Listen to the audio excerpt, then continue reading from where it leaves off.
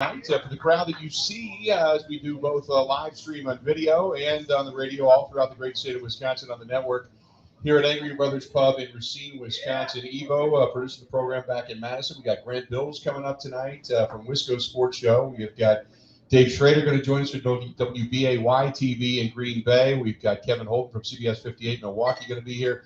And also our buddy Dave Carney is going to join us from WKTY in Lacrosse. Evo, so Hub Arkish gave us kind of a golden gem, didn't he? Oh my God, did he ever? That was like the goose that laid the golden egg for this week, Bill. It was everything we wanted and more. So now the AP has stated that they will not take away his right to vote. Did you see that? No, I didn't, but I was curious on it. The thing that surprised me the most is that he apologized. Kind of. Like yeah, he basically said that his reasoning is still correct. It's just that he probably shouldn't have said what he said in the manner in which he did, and then also said sorry I got caught. He didn't want to throw his other AP voters under the bus, but nevertheless, time goes on. How excited were you that you saw David Bakhtiari yesterday? Matt LaFleur says today with a smile, yeah, he had a really great practice yesterday, and then no David Bakhtiari today. Yeah, it feels good that we saw him, right? Because that was what I was hoping for the final game into the playoffs. And LaFleur, what he said in the podium, that don't freak out. He's going to have a little rest too. So, I'm just taking it with a grain of salt. Yeah, we're kind of waiting to see if David's back again tomorrow as the team continues to get ready and install game plans for what's coming up on Sunday. You've got Jair Alexander hopefully going to be back in the field. But I was really surprised to see Josh Myers. Now, he's not been activated to the roster, but it was good to see video of him via the Green Bay Packers yesterday working out as well. I never thought Josh Myers would be back, but it looks like he probably, I don't think this week, but maybe after the bye in the first round of the postseason, at least to give this team depth. Good to get Josh Myers back, you would figure, right? Yeah, oh yeah, definitely. It's just nice to be one of those teams, I don't think anyone else can really say it, that you're getting healthier as the playoffs loom. I don't know who else could really make that claim, so it's nice to see those bodies getting back. The Coach of the Year candidates are hot and heavy, and the top three, Zach Taylor from Cincinnati, Vrabel out of Tennessee, and obviously Matt LaFleur. I know we have our biases here, but if you try to look at it objectively, who would you go with if you had to, Evo? I look at Zach Taylor a little bit right now and be like, okay, this guy's had to overcome a lot, especially when you're in, and no offense, Bill, from Cincinnati. Right. But it's just like, that kind of stink just kind of follows you around a little bit. So I look at him and what he's been able to do. But then, Matt LaFleur in the Vegas eyes, second, the fact that the Packers are where they are with all the injuries that they have had and locked up the number one seed, with a game now coming up against the Lions that is meaningless, essentially. I don't know how you can't look at LaFleur and be like, this is the best team with the best coach. Yeah, I always say you got to look at the year. Whatever the year is, this is the year that you should be basing it on. But when you look at what Matt LaFleur's done, and you look at, you got to look at his track record. You got to say, okay, fourth toughest schedule, strength of schedule, the fourth most injured team in all of football in terms of games lost, man games lost. Then you look at what he's had to deal with different players in and out, obviously a whole new starting offensive line, and all the scheming that he's had to do, the teams that they have beaten, and the fact that they lost the first game just, I think, merely out of ill preparation. They lost another game, Aaron Rodgers was on the field, and the other one was just, it was one of those games you just lose in a regular season. Beyond that, they've won everything. So I would have to say, and plus, he beat Zach Taylor head-to-head. And they've gotten wins if you look at the strength of schedule. When you put head-to-head teams together, when you look at the schedule of the Bengals, when you look at the schedule of the Titans, and you get similar opponents, they've beaten them. I would have to say I'd have to give the Matt LaFleur as well, for all those reasons. Yeah, and when you look at it too, I think I know the previous years don't go into it, but isn't he the first coach in the history of the NFL to go 3 seasons in a row with 13 wins? Yeah. So 39-9 is his record as well. He's like the fastest coach to that mark. So when you look at LaFleur and what he's been able to accomplish, coupled with the injuries, and then going out there and sweeping the NFC West and sweeping the AFC North, and I guess only getting one loss out of the NFC North, you look at what he's been able to accomplish, and it's nothing short of incredible. So I look at Matt LaFleur as the coach of the year. Aaron Rodgers, I would certainly have to consider the most valuable player, and I know Hub Arkish had his reasons, and I don't agree with him.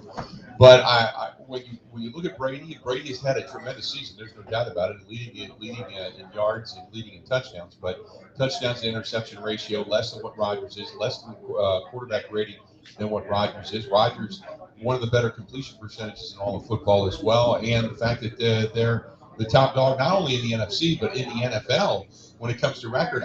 That's all the reasons. And he missed a game. That would be all the reasons. I would probably choose Aaron Rodgers over Tom Brady. Now you got to figure, can it be done? Can you get an MVP, a Coach of the Year, both of those guys on the same team to win a Super Bowl? I don't think it's ever been done in the modern era. So it's not since 1970 that I can remember. So history being what it is, you would certainly want them to sweep the titles, and maybe they have this kind of historical run to do something that's never been done before, and hopefully this isn't the last dance, but during what was considered to be the last dance at the beginning of the season, if they could do that, you talk about a magical season. Oh my God. Oh, yeah, there's no doubt about that, Bill. I mean, from where the season started with all the uncertainty of if Rodgers even going to leave the island of Hawaii to come back to practice, right? And then to, all the turmoil with Brian Gutekunst, who, by the way, could make the case for GM of the year as well for Brian Gutekunst. So you look at this, what they've been able to accomplish by putting, bygones be bygones, putting some stuff behind them, and to go out there and accomplish everything that they've been able to do in such a wild season in the NFL. It just seems like a team, a Packers team, that's chasing destiny right now. And the next up is the Vince Lombardi Trophy. Yeah, you kind of hope that they're able to accomplish that. Otherwise, all the accolades, all the consternation, everything that's going on this season is for nothing, for lack of a better term. I mean, I know people will say, well, if you get there, if you have this kind of a season, it's great to be competitive, it's great. But this is not the goal this year. This year it's Super Bowl or bust. I don't think there's any other year that we've looked at and said, you got to win a Super Bowl because of the uncertainty going into next season. And I know people feel very strongly on both sides, and that's fine. I don't want to get into all of that, but I think you got to look at this year that if you don't win it, I think it's a bust. How about this, though? How about the NFL now reaching out to other sites, including Jerry World, to say, hey, if the mask mandates and the social distancing begin to take effect out in LA, we're going to have to move the Super Bowl almost on a moment's notice. Have you booked anything to go to LA? Because you might have to move it to go to Dallas. I have not booked a single thing with all the uncertainty, right? I mean, just as much as I do when it comes to this, everything up in the air, Bill. I think do everyone a favor and just move it to Texas right now. Move it to Jerry's World because that's free. It's open. It's people living their lives. You don't have to deal with what California and LA is having to deal with. One of the most draconian measures in the America right now, and there's spikes are casing, spikes are going up. So. Give it to Texas. Give it to Jerry's World. Let's get it done with and do it. I'm all for it. What I don't get is that if people start making reservations now out in LA, and then all of a sudden you move it with 2 weeks prior. I mean, I get it that you can find hotel rooms and such if you dial quickly. That's tough. But getting with the airlines what they are right now, the inundation of flights being canceled. I think the NFL is doing a little bit of a disservice. Well, then again, I mean, can you imagine being the governor and being the mayor of LA and saying, you know what? No, we don't want the Super Bowl. Oh well, some of the political figures. Oh my God, some of the political figureheads over there, Bill, in California, have already denied people a bunch of other things. So what would stop them from denying the Super Bowl to people? You look at them and you give people a little bit of power, and all of a sudden it goes to their head. So I would be fine with already just saying, hey, let's go to Texas. Gotta ask you about Antonio Brown. Is this not one of the most bizarre stories? It's unbelievable. So Antonio Brown. It's like a soap opera. Yeah. Now I don't know if you've stayed up on it since I got off the air at 2:00 because where it was he accused the team of forcing him to play when he was hurt, and the team has said, look, we never did any of that. As a matter of fact, we scheduled certain appointments for him. We wanted him to go see doctors and specialists. He never showed up. And then now we find some kind of a model that he was with the night before the game who said something about watch me and how I get out of this one. Or now we got a model and some kind of a sexcapade going on the night before where he said and predicted all of this. Did you read that? I was just brushing up a little bit. I was watching Bruce Arians on the podium as well, saying that Antonio Brown wasn't involved in the correct chain of command, and then he blew up, and Arians was like, I'm done with you. It's literally a soap opera. It's a wild story, and I got to dive into this model stuff. Yeah, there's apparently a model that Antonio Brown, now she claims they were together the night before, and for just basically a physical encounter. And she says that he told her to watch the game and watch how he leaves the game. Now, I don't know what's true, and I don't know who to believe. I think the credibility level of Antonio Brown has been diminished over the years as the boy who's cried wolf far too often. So he's crying Bill. now. Right? Are you reading it? Bill, I just the OnlyFans model, the influencer Ava Louise, shot to fame in 2020 after she filmed herself licking a toilet seat in a bid to catch COVID. Yep, that's the girl. That's the what? Girl. Yeah, there's some real nutbags out there, for lack of a better term. She claims she was with him. Yep, she claims she was with him the night before, and for the physical encounter, and that they, as they had some pillow talk, he said, "Watch the way I leave the game tomorrow." Unbelievable! Yeah. I mean, wow! So, It's like an episode of Seinfeld. You know when Jerry, his girlfriend, like the toothbrush falls into the toilet and she uses it to brush, and you can't kiss her. How does Antonio Brown obviously has never seen Seinfeld? Yep, saying Antonio Brown smuggled her into the hotel room. So it's a bizarre scenario, and I wouldn't expect anything less coming out of Antonio Brown. I mean, it does not surprise me anymore. There's a lot of blame to go around in all of this, but I gotta say, the fact that they keep bringing him back, and look, they got a Super Bowl with him. He certainly was a terrific addition. He got him a ring. He helped them get a ring, and he was a tremendous weapon for them. But it's kind of like going to the well once too often. At the end of the season, I know that's Tom Brady's guy. That's the guy he wanted to bring in, short of Gronk. And so they bring in Antonio Brown. Antonio Brown stays with Tom Brady. And then now he's spilling the beans on Brady's trainer and accusing everybody of doing all kinds of things against him. So it's like he just doesn't care. And you knew at some point the meltdown was coming, and man, they're getting an epic Antonio Brown meltdown moment, to say the very least. Yeah. He's going scorched earth. He called scorched earth. Yep. I said he not only burnt the bridge, he blew it up on the way out. Do you think he ever gets a job in the NFL again? I mean, he's so good at what he does, right? He's an insanely incredible wide receiver, but I think this was the final straw. I know before in the past that the NFL teams have brought back some pretty seedy individuals. I think this would be about it and done for Antonio Brown. But, again, this lady who he was with was licking toilet seats to catch COVID in 2020. I guess nothing would surprise me anymore. Nothing would surprise me. There's absolutely 110%. We are broadcasting live. We're at Angry Brothers Pub. We're down here in Racine. You can stop on by and say hi. We are brought to you by our good friends at Bud Light, the official beer sponsor of the Bill Michael Sports Talk Network. When we come back, Grant Bilse of the WISCO Sports Show is going to join us. Grant being up in Lacrosse. He'll come to us from there. Stay tuned. We got a lot more coming up right after this. This is the Huddle with Bill Michaels on the Wisconsin Sports Zone Network.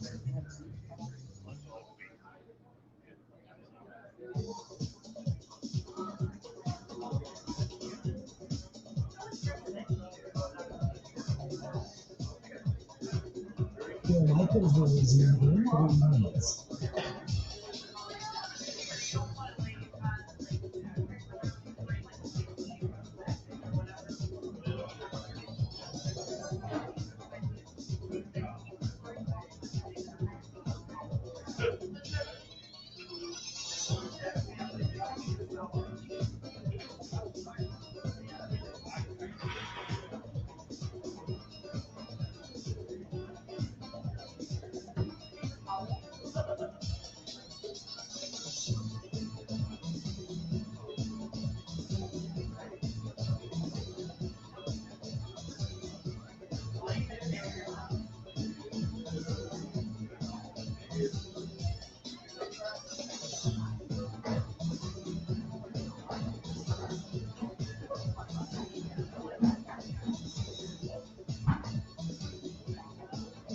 Bill Michaels will resume in 2 minutes.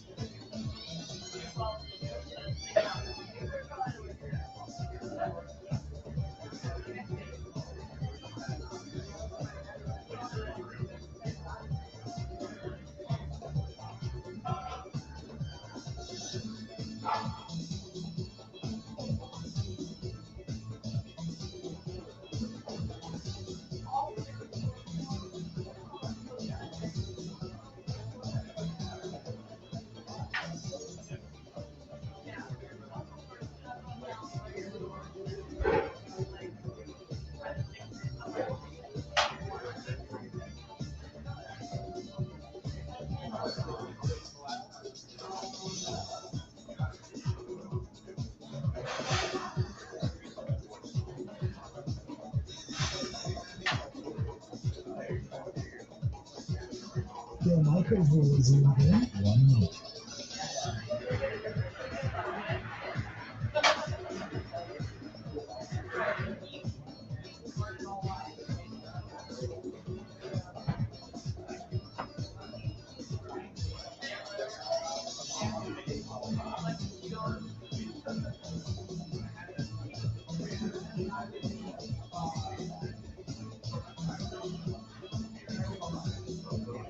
Bill Michaels rules in 30 seconds.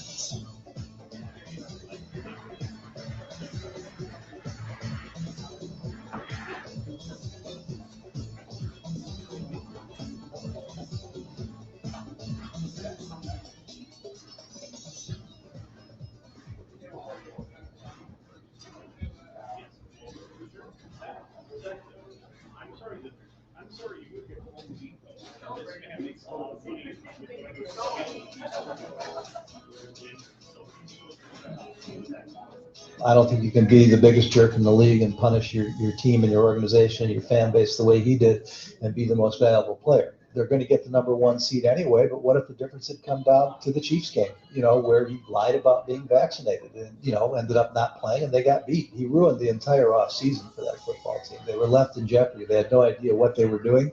I think he's a bad guy. I think he's a bum. I think he's an absolute bum. He doesn't know me. I don't know who he is. No one knew who he was probably until yesterday's comments. But, his problem isn't with me being a bad guy or the biggest jerk in the league. His problem is I'm not vaccinated. So if he wants to go on a crusade, come up with an extra letter and make it the most valuable vaccinated player, then he should do that. But he's a bum. There you go. Those are the words of Aaron Rodgers talking about Hub Arkish, the first voice you heard in that statement. Welcome back to the program. We're broadcasting live the Huddle tonight down at Angry Brothers Bar here in Racine, Wisconsin, brought to you by our friends at Bud Light.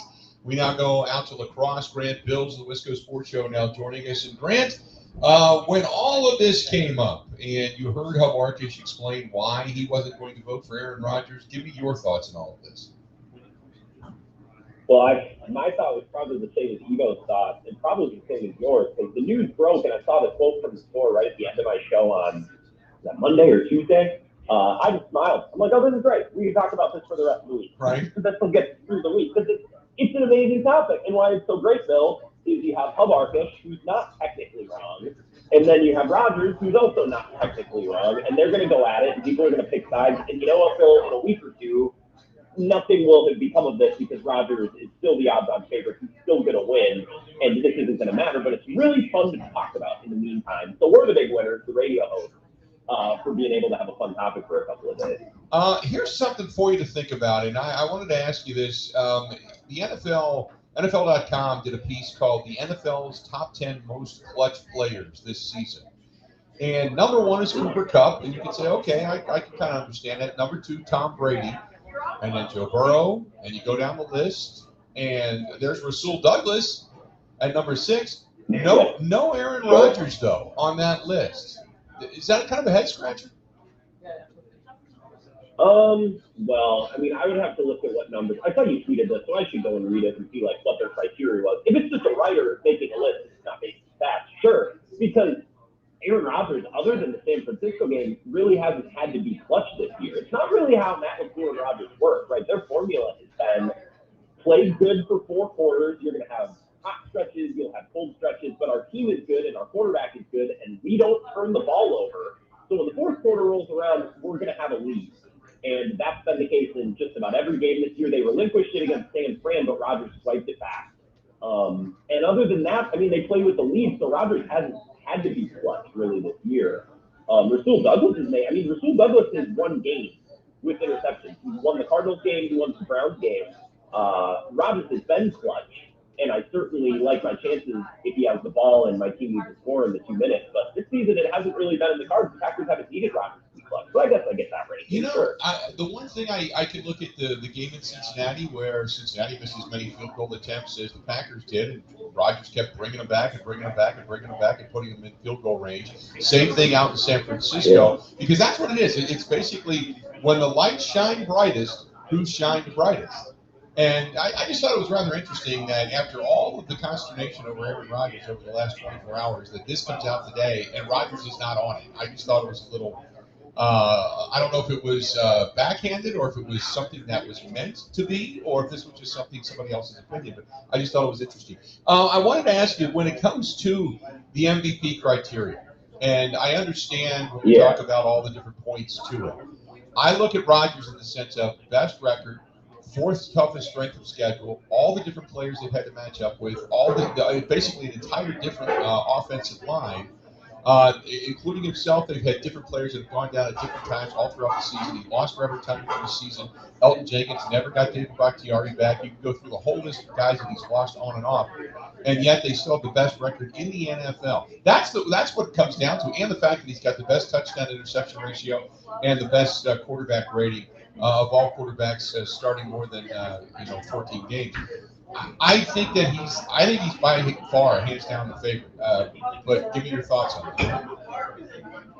Well, it's funny because Phil, it came 20 seconds, 30 seconds for you to draw that conclusion there. I think, and I talked about this on my show yesterday with one of my guests.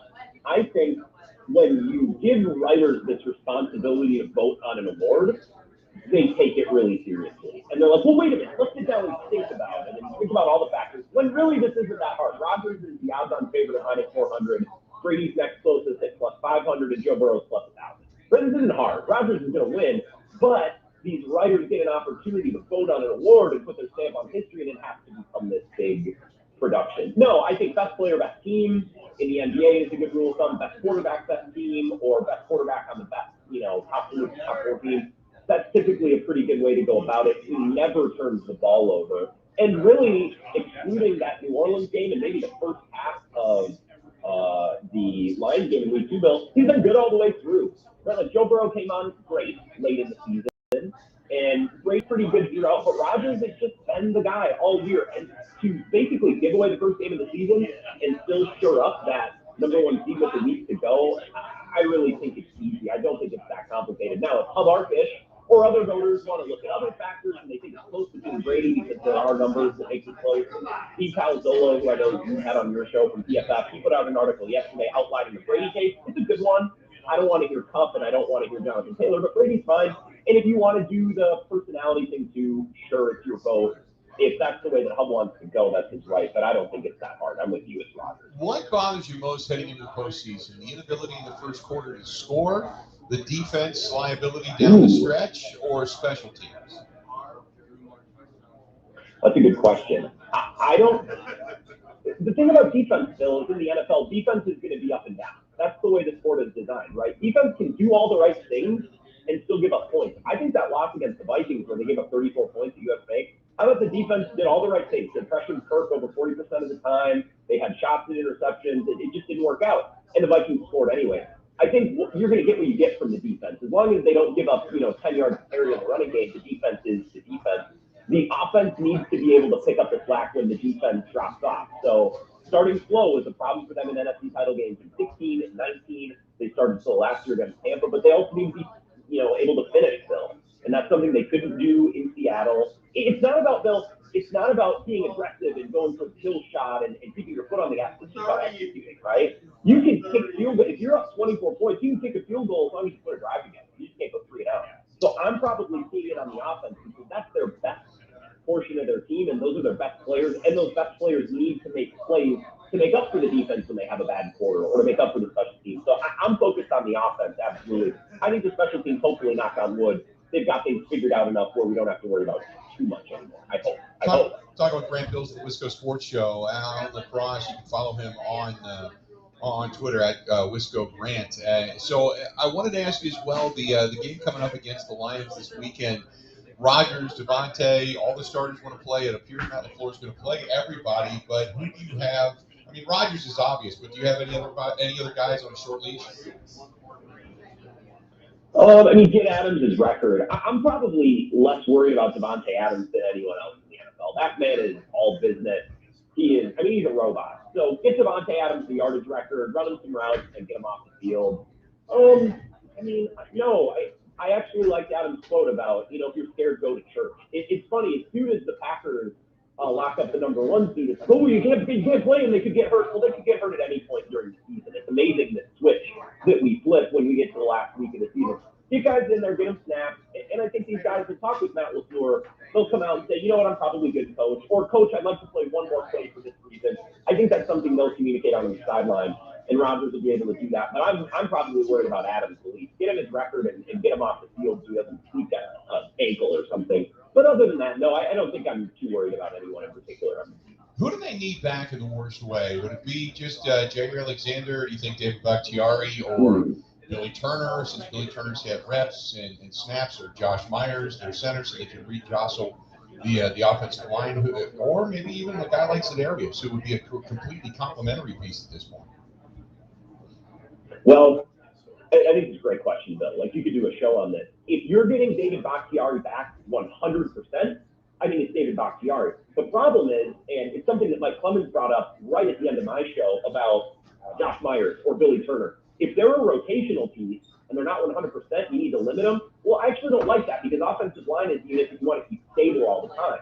Whereas if we're talking about Jair, you can move him around, you can do different things. Depth in the secondary is important. So even if Jair is playing the whole game, having depth is huge. Or Zedarius Smith, even if you're just rotating him in and out, right? That would be huge.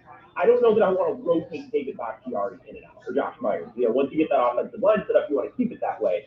So if none of these guys are going to be at 100%, I would rather, if I can only pick one, have a guy in a position that's depth-based and that you can move around and do different things, and that would be Jair or Zedarius Smith instead of the offensive line, which has actually performed pretty darn well with Nyman and Royce Newman and all these other guys. Who do you like over in the AFC? What team do you like that is on the ascend, or maybe a team that you think is just going to be there? I mean, is it still Kansas City to lose, or is there somebody else that you think is ready to ascend to the top? Probably Kansas City. I don't love Tennessee, and I think you talked about this on your show. I think Tennessee is the product of a bad division. They got 2 against the Jags and 2 against the Texans, although the Texans got them one time. Probably Kansas City, because they have the highest ceiling. I think Cincinnati is a dangerous team. I don't know if they can win multiple games in a row, but they can certainly beat anyone. Bill, wide receiver, they have a bunch of guys, and that's a huge strength. Tampa had a bunch of guys last year. They also have a pretty darn deep secondary that's played pretty well. And if you have a lot of bodies on the back end, both on offense and defense, you can win a bunch of games. My concern with the Bengals is Zach Taylor, right? Is he going to call the good plays, as he's done recently, or is he going to call the bad plays where he's going to call the fun, as he did for big portions of the season? In the AFC, I'd probably say Kansas City, but Cincinnati is really intriguing. I don't think that much in Tennessee. Yeah, I think that's yep, those would be nice. Yeah, I'm not a fan of Tennessee. I like Buffalo. They were my preseason pick, so I'm going to kind of try to stick with them. Maybe they'll turn it on. Kansas City seemed to peak at the right time. Cincinnati, until they win a postseason game, they're like the Dallas Cowboys. They can win everything they want in the regular season. Because of the postseason, they eventually crap the bed. So I have no belief in them at this point either. Yeah. So, good stuff, though, as always. I appreciate it, man. We'll talk to you soon, okay? Yeah, thanks, Bill. Enjoy the weekend and the meaningless game against Detroit. We'll get back at it next week. There you go. Talk to you soon. There you go. Grant Bilse on the WISCO Sports Show joining us for a couple of minutes as we broadcast live with Bill Michaels Huddle, brought to you by our friends at Bud Light, the official beer sponsor of the Bill Michaels Sports Talk Network. We're live at Angry Brothers Pub down here in Racine, Wisconsin. Is where you can find some food. They got some beer specials down here tonight. Sports all over the tube. So if you want to come in and check some of that out this evening, you can do that as well. No NFL football tonight, by the way. So nothing like that down here. We're probably going to have some hockey, some college hoops and such on the tubes. And like I said, some good food and some entertainment down here. Stop on in. Say, we're going to do this. We're going to take a quick break. We're going to come back. Got a lot more. We're going to talk with Kevin Holden from CBS 58 Milwaukee. He's going to be joining us here shortly. Stay tuned. We got more right after this. This is the Huddle with Bill Michaels on the Wisconsin Sports Zone Network.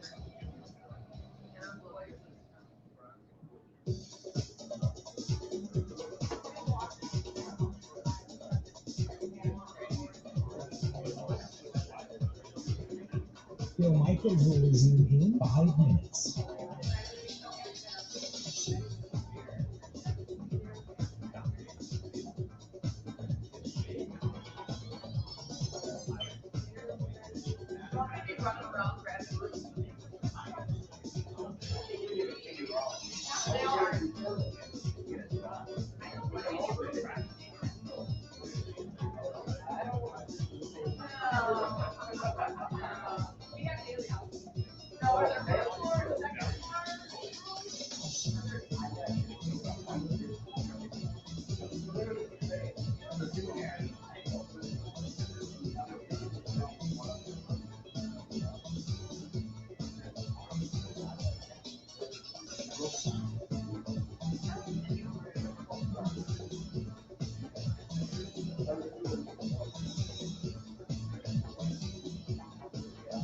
Bill Michaels was in 4 minutes.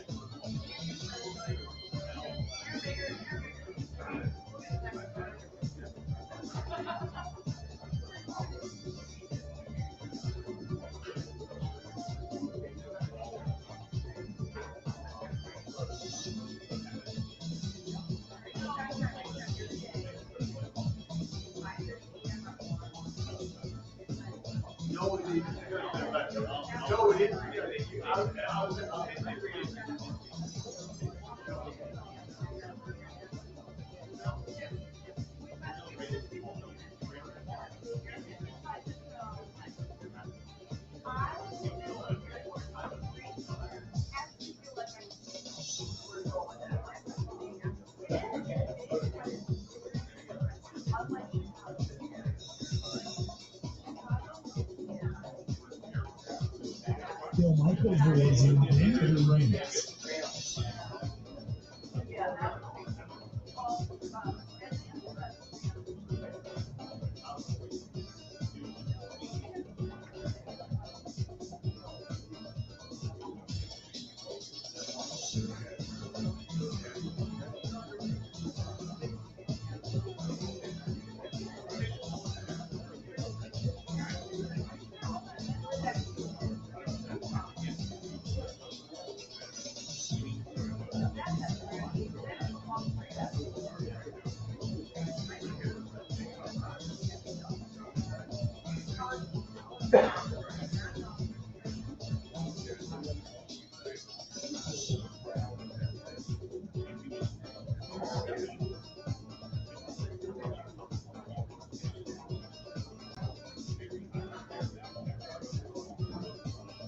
Bill Michaels was in 2 minutes.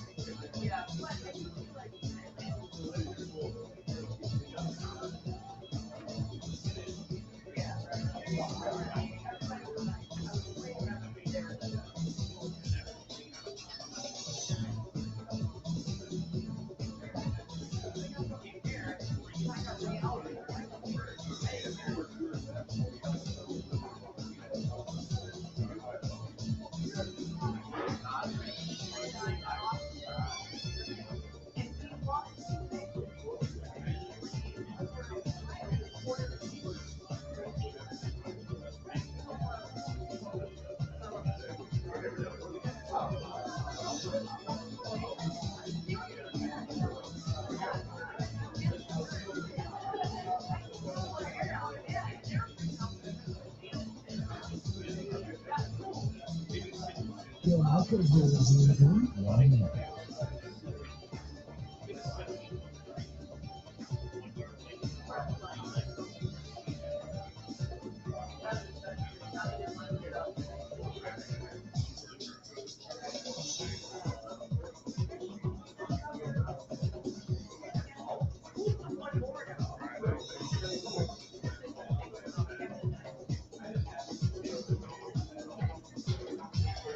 Bill Michaels was in 30 seconds.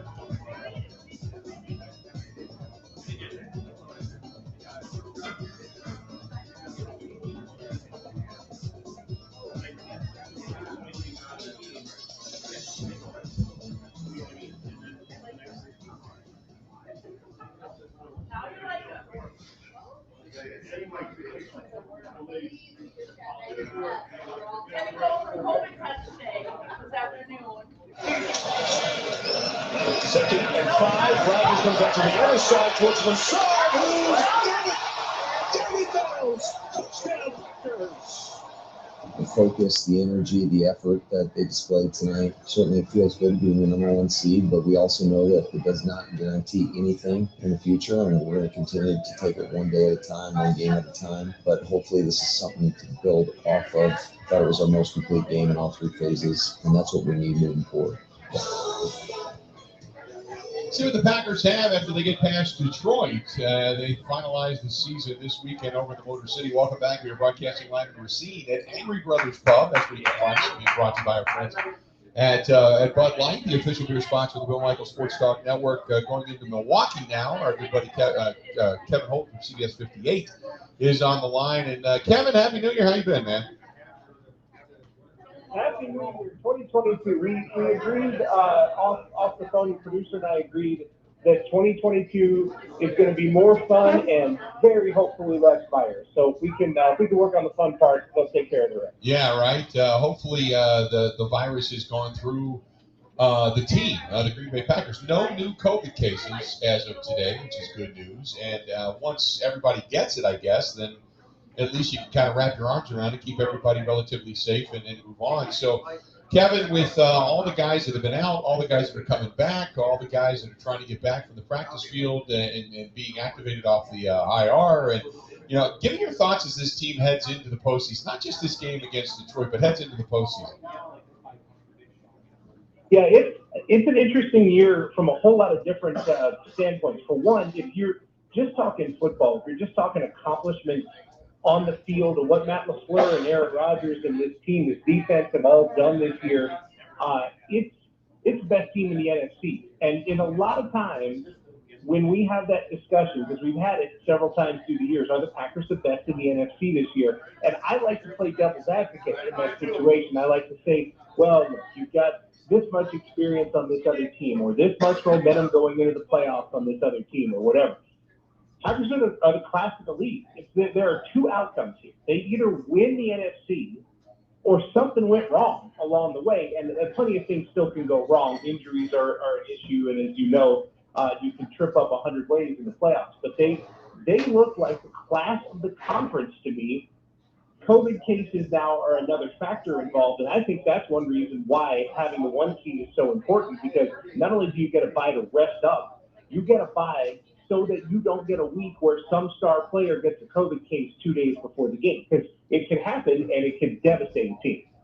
So I want to get into Aaron Rodgers and the toe and leading this team, because it makes everybody nervous that he's going to be playing on Sunday. And I know you're damned if you do and damned if you don't. I go back to what Ron Wolf told me years ago, is that if you're going to go down and you're going to be criticized, you might as well be criticized playing your best football with your best players. But the one thing you're really careful of is you don't want him to injure that toe, and God forbid it gets hit or stepped on to the point that all of a sudden it's really bad and needs surgery. So how long do you play Aaron Rodgers? I mean, if you're asking me, I don't play him at all. But that I'm not the coach of the Green Bay Packers. So that's where the difference is he wants his guys fresh, and I know there are plenty of examples of 15-1 Packers team that lost its first playoff game, or all the old Peyton Manning teams that lost. It doesn't matter. I still prefer rest this season over any other season. But anyway, with that aside, what I do is I treat this very much like an old school preseason game. Maybe get him anywhere from a quarter to a half, get the starters anywhere from a quarter to a half. But by the time you get to the second half of this game, I don't want to see it. By the second half, I want to see Jordan Love. I want to see, beat teams across the board. I want to, give these guys a chance to get some reps in a regular season game. But, that half is my absolute limit, and probably closer to a quarter. It's interesting because I don't even know. I was going to say probably closer to a quarter.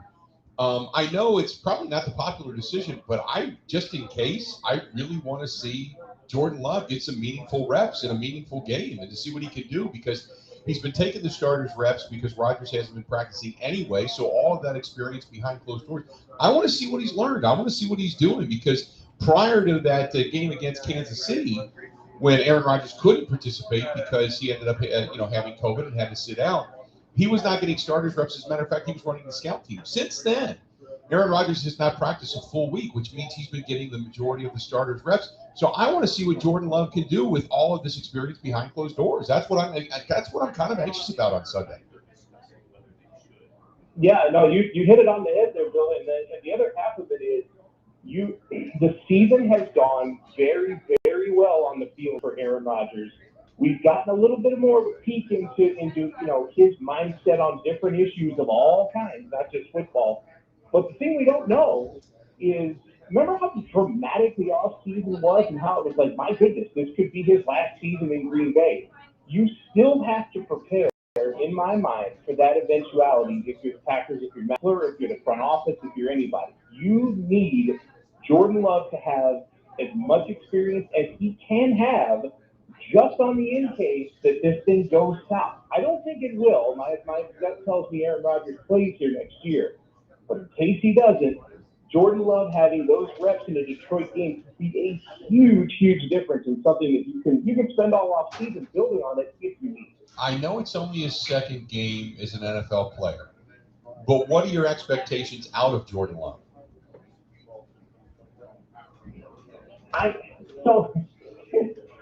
Man, I'm spoiled. I've spent more than a quarter century now watching two of the best quarterbacks to play the game take just about every snap of just about every meaningful game for the Packers.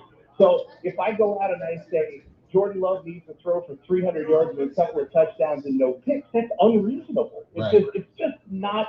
Mortal human beings don't do that. You know, Brett Favre does it.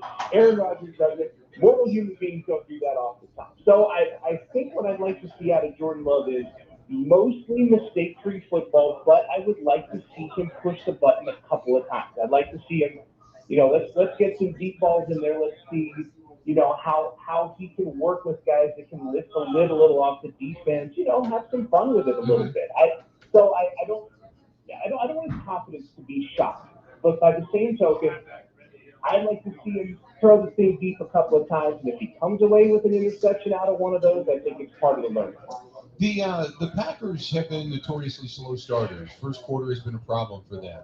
And I asked this to Grant Bilse, I'll ask this to you. What worries you more? Because in the postseason, you really don't have room for a lot of hiccups. So is it the inability to close in the red zone, especially early on in ball games? Is it the kick return, punt return, special teams?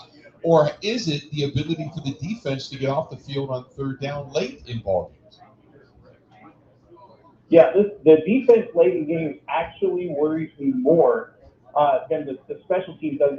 I don't know if I'm in the minority on that or not, but special teams, look, there's no question. It's been anywhere from, difficult to watch to dumpster fire to whatever the next level is past that. It's been bad at times during the year. But the difference there is, a couple of mistakes on special teams can swing the momentum of a game. But if your defense is getting gashed late, if they're getting run on late, it doesn't matter what position you're in coming into that, unless it's a blowout, that's a problem. And it's the reason why Cleveland came real close to winning that game on Christmas Day. And that's, if you're looking at anything that can be a bit of a drawback for these Packers in the playoffs, that's it. The defense just had so much trouble late, and they were giving up rushing yards and extended drives. That's where a team can find an advantage right now in the playoffs. Because if it's on the other side of the ball, you're not gaining an advantage on the Packers' offense. They're going to tear up, the vast majority of who they play, even in the postseason. Who do you think they need back more? Bakhtiari, Billy Turner, Josh Myers, Jair Alexander. Who do you think they need back more? So, in the same mindset of sound mind, and I'm very rarely accused of being of sound mind, but if I were, then I should say David Bakhtiari. But I'm going to say Jair Alexander, and the reason is whatever voodoo is going on in Green Bay, where they have managed to put together not just a good but really good offensive line that's been consistent through all the changes, through the young guys that are playing, that sort of thing, that group is going to be fine as a group. Bakhtiari there's no questioning the all-world talent at his position. But this group is in good shape, and I think Jair immediately boosts the defense. The group doesn't have to function as a single unit in the secondary the way it does on the offensive line. And Jair is that kind of talent that, he's a guy that can pick off an elite quarterback in a postseason game. And I'm kind of saying Tom Brady when I say that. And I'm saying that, the more that you can have Tom Brady versus Jair and not Tom Brady versus Kevin King, I feel better about a playoff. When you look at the top tackling team still, even though they were a 90 rating earlier, they're still, the Green Bay Packers, an 83.1 rating, best tackling team in all of football. And yet I think the number one thing that people still have a concern about is a good run game against them. Should we be concerned about a good run game against them? I think there's always that concern. You've got a combination of a team that struggles not all the time, but at various times against the run, versus elite teams that make the playoffs. Because the difference in January, the difference when you're playing playoff football is you are not going to play the Lions in that month. You're going to play someone who is probably really good and probably really hot. And that sometimes the run game is what, sparks that, what really goes. Like, if they're going against Dallas and they have that combination of Ezekiel Elliott and Tony Pollard to try to stop, that's two difficult guys to try to stop. That is still, for me, probably where the concern is about, stopping the run. It's always a concern. You get cold weather too. You get these games at Lambeau Field where, who knows, if the temperature has a dash in front of it at kickoff and the wind is kicking up and the guys can't throw the ball the way they want. Run games, I think, still could decide this thing. That's also a reason I think the Packers are the class of the NFC, because a healthy Aaron Jones and A.J. Dillon in the position he's in right now gives this team a group back there that they haven't had, in my time in this state, in 12 years at least, and probably a lot longer. Kevin, always a pleasure, my buddy. I appreciate it. We will talk again soon, and hopefully we're talking deep in the postseason, okay? Talking about a Super Bowl in LA involving the Green Bay Packers, man, I'm ready. I'm going on the one of those like keto diets right now. I'm going to drop 25 before we get up. Good stuff, bud. We'll talk to you soon. Thanks, Bill. There you go, Kevin Holden, CBS 58. A couple of minutes on the phone with us, joining us tonight, and he's right. If you're going to head out to LA, you want to be fit, you want to be trim, you want to be one of the pretty people. And we'll see if it actually ends up being hosted in LA before it's all said and done. The NFL now looking into possibly going to AT&T Stadium in Dallas, should some of the protocols and mandates and such be put into place out in LA and LA County. So we'll have to wait and see. This portion of the program being brought to you by our good friends over there at Bud Light. They are the official beer sponsor of the Bill Michaels Sports Talk Network. It is the Bill Michaels Huddle. We are broadcasting live. We're here at Angry Brothers Pub. We are in Racine, Wisconsin. Come on by. They've got beer specials. They got food. They got all kinds of family fun. And they got sports all over the TV, some hockey as well. Stay tuned. We got more coming up after this. This is the Huddle with Bill Michaels on the Wisconsin Sports Zone Network.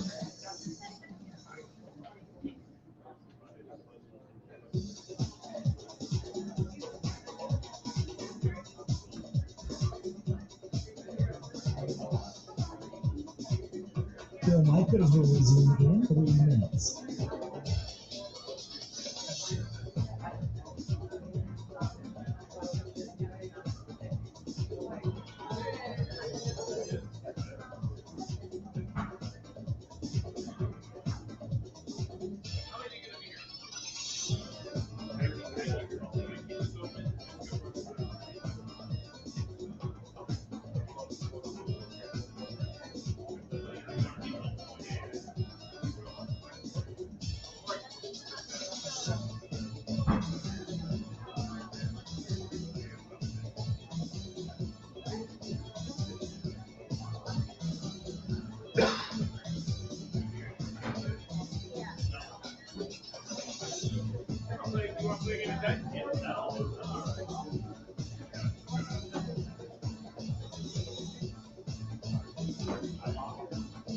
Bill Michaels will resume in 2 minutes.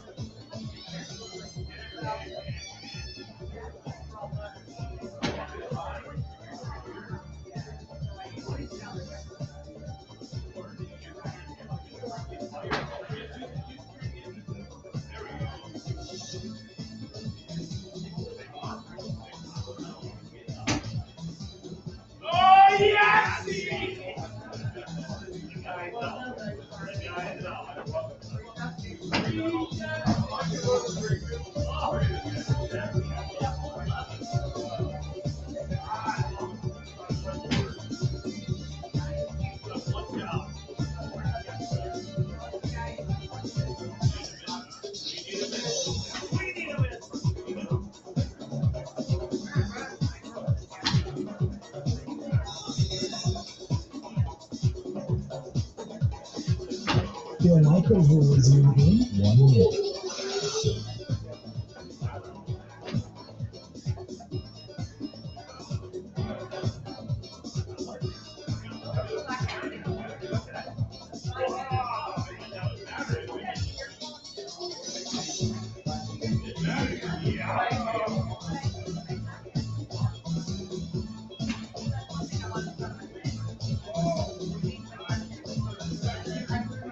Fill my conversion in 30 seconds.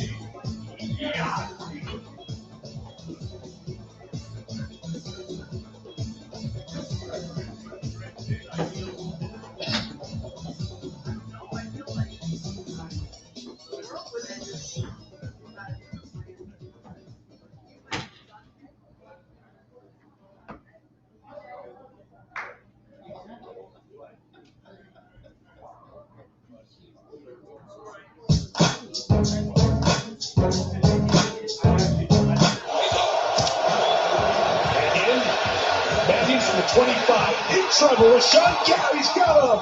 And Manning is sacked. A loss of a dozen for Gary, who is on a roll. We did what we said we wanted to do. We wanted to go up the field, turn it down, get back the offensive ball as many times as we can, and score as many times as we can. And, you know, as a defense, we just got to do our part. So everybody played their part on 3 phases today. So that's what it showed when we got the win. Welcome back to the program. That's the words of Rashawn Gary, as he has really come on here as of late, feeling better and better and better each week after that elbow injury in the mid-season. Hurt him up a little bit and really limited his mobility. Welcome back to the program. We're broadcasting live at Angry Brothers Pub. We're here in Racine. If you want to give us a shout, thank you very much for hanging out with us. I certainly appreciate it. And we are also brought to you by our friends at Bud Light, the official beer sponsor of the Bill Michaels Sports Talk Network. Rick wants to know, since he knows where I grew up as a kid, he said if Cincinnati and Green Bay were in a Super Bowl, who are you rooting for? Rick, that's a great question. I get that all the time. And a lot of my friends would bet against me. So I would most likely bet all my money in my house on the Green Bay Packers. I would be rooting for the Packers. I've lived here longer than I've lived any place. I've lived here now 22 years.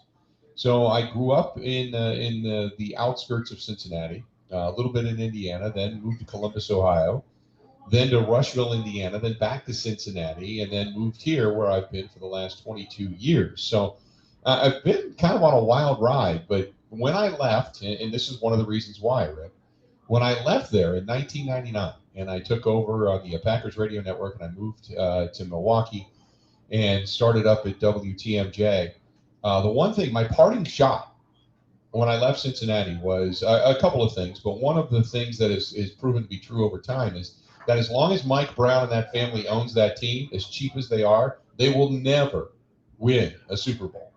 And they have never won a playoff game since I left there. It's kind of like Babe Ruth leaving Boston to go to New York. I put the curse on him when I left. So I would never, ever, ever put my money or vote or root for Cincinnati to win a Super Bowl because they're not going to do it. I just know better. So if it came down to those two teams, I would be Packers all the way. As much as I like Joe Burrow, I think he has really done some magnanimous things to turn that franchise around. I'm not completely invested in Zach Taylor as the head coach. I would say more so the offensive play calling and what Joe Burrow's brought, the energy he's brought. But if you talk to guys, now I'm not going to name names specifically, but there's been some friends of mine who have covered that team. And then they know what it's like to work in Green Bay or to work with the Packers. And it's like night and day. It's like going from a preschool to one of the best colleges in the country. It just is. It's sometimes that's a good thing. You know, when you have access, you can walk into the front office. You can walk right into the main reception area. You can shake hands with people. Sometimes that's a good thing. But it's run in two entirely different ways. The staff is two entirely different sizes. They put their money back into football operations more so than anything. Excuse me. I would take Green Bay all day long. So just an FYI. So I know that's a question that's on your mind, but I think you and I both don't have to worry about that for a long, long, long time to come. Because I think for as good as Joe Burrow is, it's going to take a little more time. Cincinnati's extremely susceptible. Look at their season and what they've done. And every time they get success, every damn time they step on themselves. So I don't think we have to worry about anything like that in any particular way, shape, or form. Remember, they get the big win to start the season over the Vikings. The Vikings were supposed to be a team on the heels of the Packers. The very next week, they lose to the Bears. They lost to the Packers. Then they won a couple of games and they beat the Ravens. Beat the Ravens handily in Baltimore, 41-17. Man, they're rolling. They're 4-2. Their season's off to a great start. Here we go. And then they crap the bet against the Jets. They get their brains beat out against the Browns. Then they come back. They beat the Raiders. They get a little momentum. Then they get the Steelers. Oh my God, they beat the dreaded Steelers. And then they go and lose to the Chargers at home. They lose to the 49ers at home before they finally go and beat the Broncos, beat the Ravens. And then they finally convinced me a little bit by beating the Chiefs. Now we'll see what they do this weekend against the Browns. By the way, Joe Burrow, Joe Mixon's on the COVID protocol, and Joe Burrow's not playing because of that injured ankle that he received in the last game. So most likely, without any Baker Mayfield, without any Joe Burrow in those two teams in this contest, it's going to be kind of a weird game. I still think Cincinnati has good talent, but it's not going to mean really much of a hill of beans. So I look for Cincinnati to be a one and done in the postseason. If they get a win, I'll be surprised. Kudos to them. But I don't look for them to ascend up the mountain just yet. The Packers, on the other hand, it's Vince Lombardi Trophy or bust, I think, at this point. We got another hour yet to go. Again, broadcasting live down here in Racine at Angry Brothers Pub. We are just stopping and say hi. We're here today until 8 o'clock, another hour, as I mentioned. Dave Schroeder, WBAY TV in Green Bay, is going to join us. That is next on the Bill Michaels Huddle.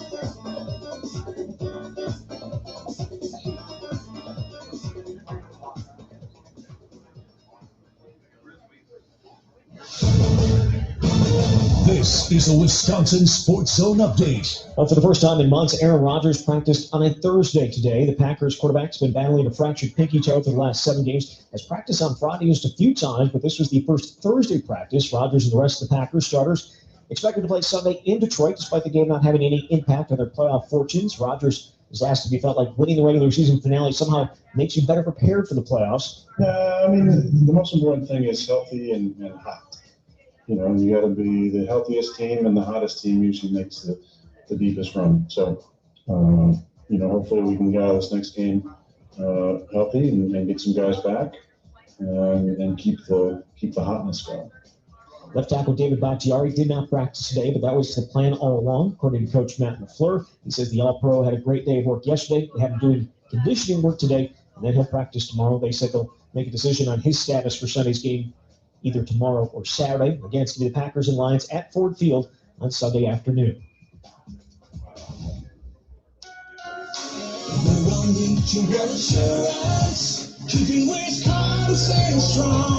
Get insurance from a company who knows Wisconsin and cares about your community. You may know Rural Mutual Insurance as the #1 farm insurer, but did you know they also offer competitive home and auto rates? Visit ruralmutual.com to learn more about products and discounts.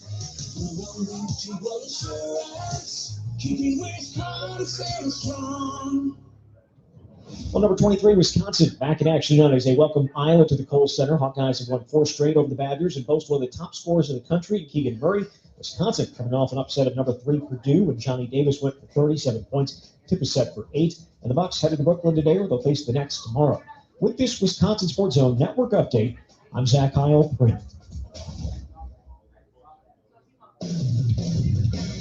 Are you ready for some football?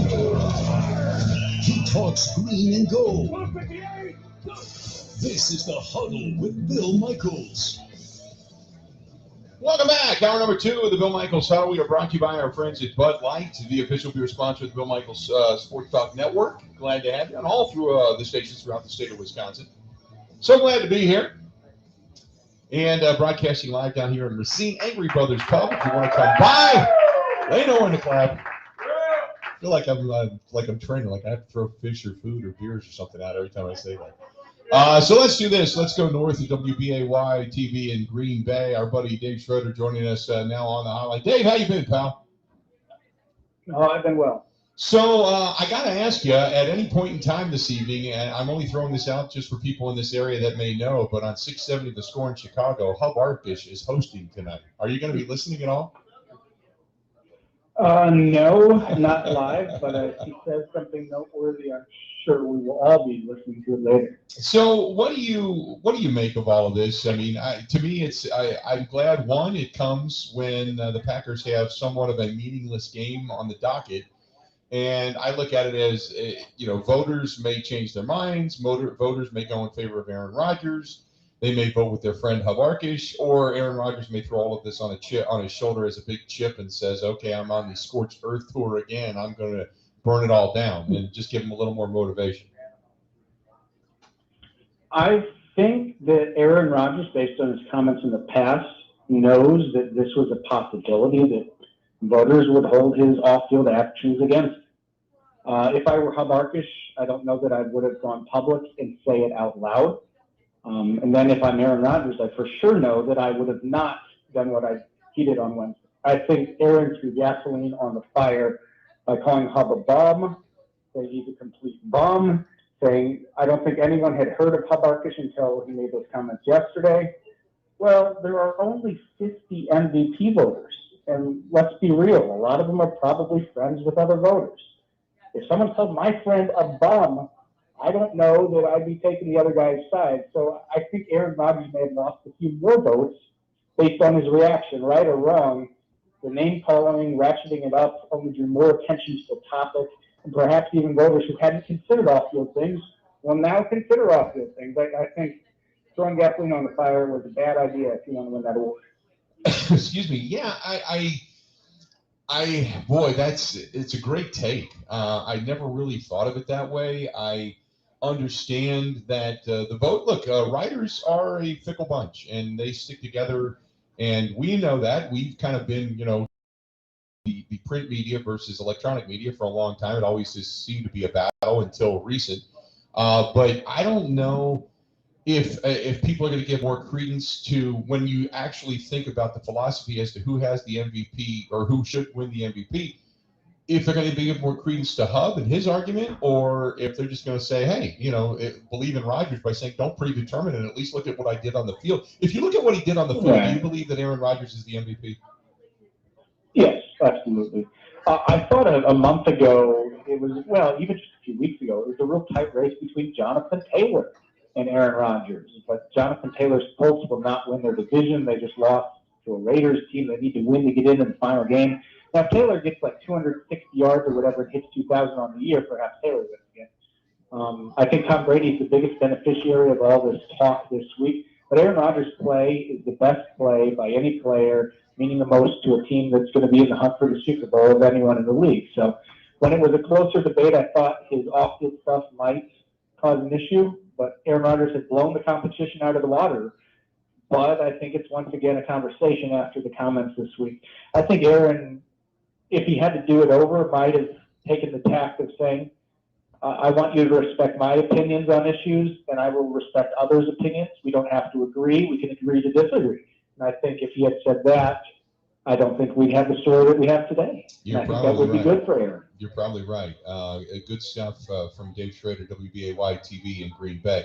Now I want to get more nuts and bolts. So we know the game coming up, I don't want to say it's meaningless because every player plays in it and it's physical and you can go home with bumps and bruises and bones and all that kind of stuff twisted and broken and what have you. However, after this week, the Packers have a bye week. If they're going to self-scout, what is the number one thing they need to work on, do you feel? I think this game is meaningful in one regard because it pertains to the self-scouting I think they need to do. In 2020, the Packers were so good at scoring first-drive touchdowns. This year, they've only led after the first quarter 4 times. They've won 13 times, but only 4 times have they led after a quarter. They need to find a way to start fast in a Detroit place where they've historically started slow. Each of the last 8 times they've gone to Detroit, they've fallen behind early. On average, in those 5 games that Matt LaFleur has played against Detroit, both home and road, in the 5 there, they haven't scored a touchdown in the first 20 minutes and 30 seconds on average. Starting fast against Detroit, I think, will give them the confidence that, hey, maybe we can start fast in the playoffs as well. How much of Jordan Love do you want to see in this coming game? And I mentioned this because I talked to Kevin Holden in the last hour, and the one thing that I'd said is since the week of Kansas City, because Aaron Rodgers didn't play in that game, and then he hurt his toe that week, he has not taken the starters reps in practice since then, since, going way back, a good 7-8 weeks. So I'm really anxious to see what Jordan Love can do, getting all of these starters reps. I want to see how polished he looks coming into the game against the Lions. Are you anxious for that? A little bit. I'm more anxious to see Devontae Adams chase the record, And I think Aaron Rodgers, with the MVP vote still very much up in the air, wants to have a final statement, so to speak. I wouldn't be surprised if Aaron petitions to play more than a half if he's playing well, just to, pad his numbers a little more and say, see, I told you I'm the best there is in the NFL, vote for me. I wouldn't be surprised. I'd probably want to see Jordan about a half, but I wouldn't be shocked if we see Aaron for more than it. Matt LaFleur seems insistent. We want to go there and play to win. My big question is if they fall behind early, if Aaron takes a few sacks and some nasty hits, do you abort the mission and say, forget what I said, let's just get out of here healthy? And then if you change your mind, what type of message does that then send to the team? I think LaFleur really needs things to go well from the jump to validate his decision. And the rest versus reps debate is a very interesting one. I grew up in Indiana. Peyton Manning 5 times lost with a playoff bye. A lot of times he rested. I can't recall a single star athlete who played in a meaningless game at the end of the year and ended up injured and couldn't play in the playoffs. I can't think of one. But I can think of a whole host of players who lost with a playoff bye because they looked a little rusty. Peyton Manning, Aaron Rodgers back in 2011, the only time he rested, lost. I know that Joe Philbin, his son died, and there was all that sadness in the Packers locker room and building that week. That played a part as well. But the 3 times Rodgers has had a bye and had to play to get it for the final game of the year, they've won after the bye. So take that for what it's worth. I have no problem playing guys. So when you talk about the stats, and I find that interesting because right now he leads in quarterback rating, he leads in QBR, his touchdown to interception ratio, the best in all of football. Obviously, his yards, he still needs 30-something yards to get over 4,000 for the season. I would assume with just passing to Devontae Adams, he's going to get that.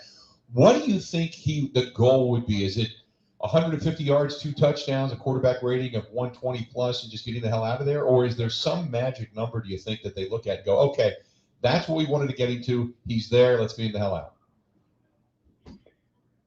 I think it's kind of how you do it, I think if they get in the red zone, they're not handing off. I think Aaron Rodgers wants to show, I'm going to pass for some more touchdowns. I know they would say that's crazy. We play, win, we do what's right. But I wouldn't be surprised if you get inside the 5, you see pass exclusively when Aaron's in the game. I would not be surprised in the least by that. I'd say you get a 3-touchdown day and a quarter and a half, you go up by 2 scores, cool. I'd say if it's competitive and he needs 3 touchdowns in the first half and it's tied, he comes out in the third quarter, throws another touchdown, 4, okay.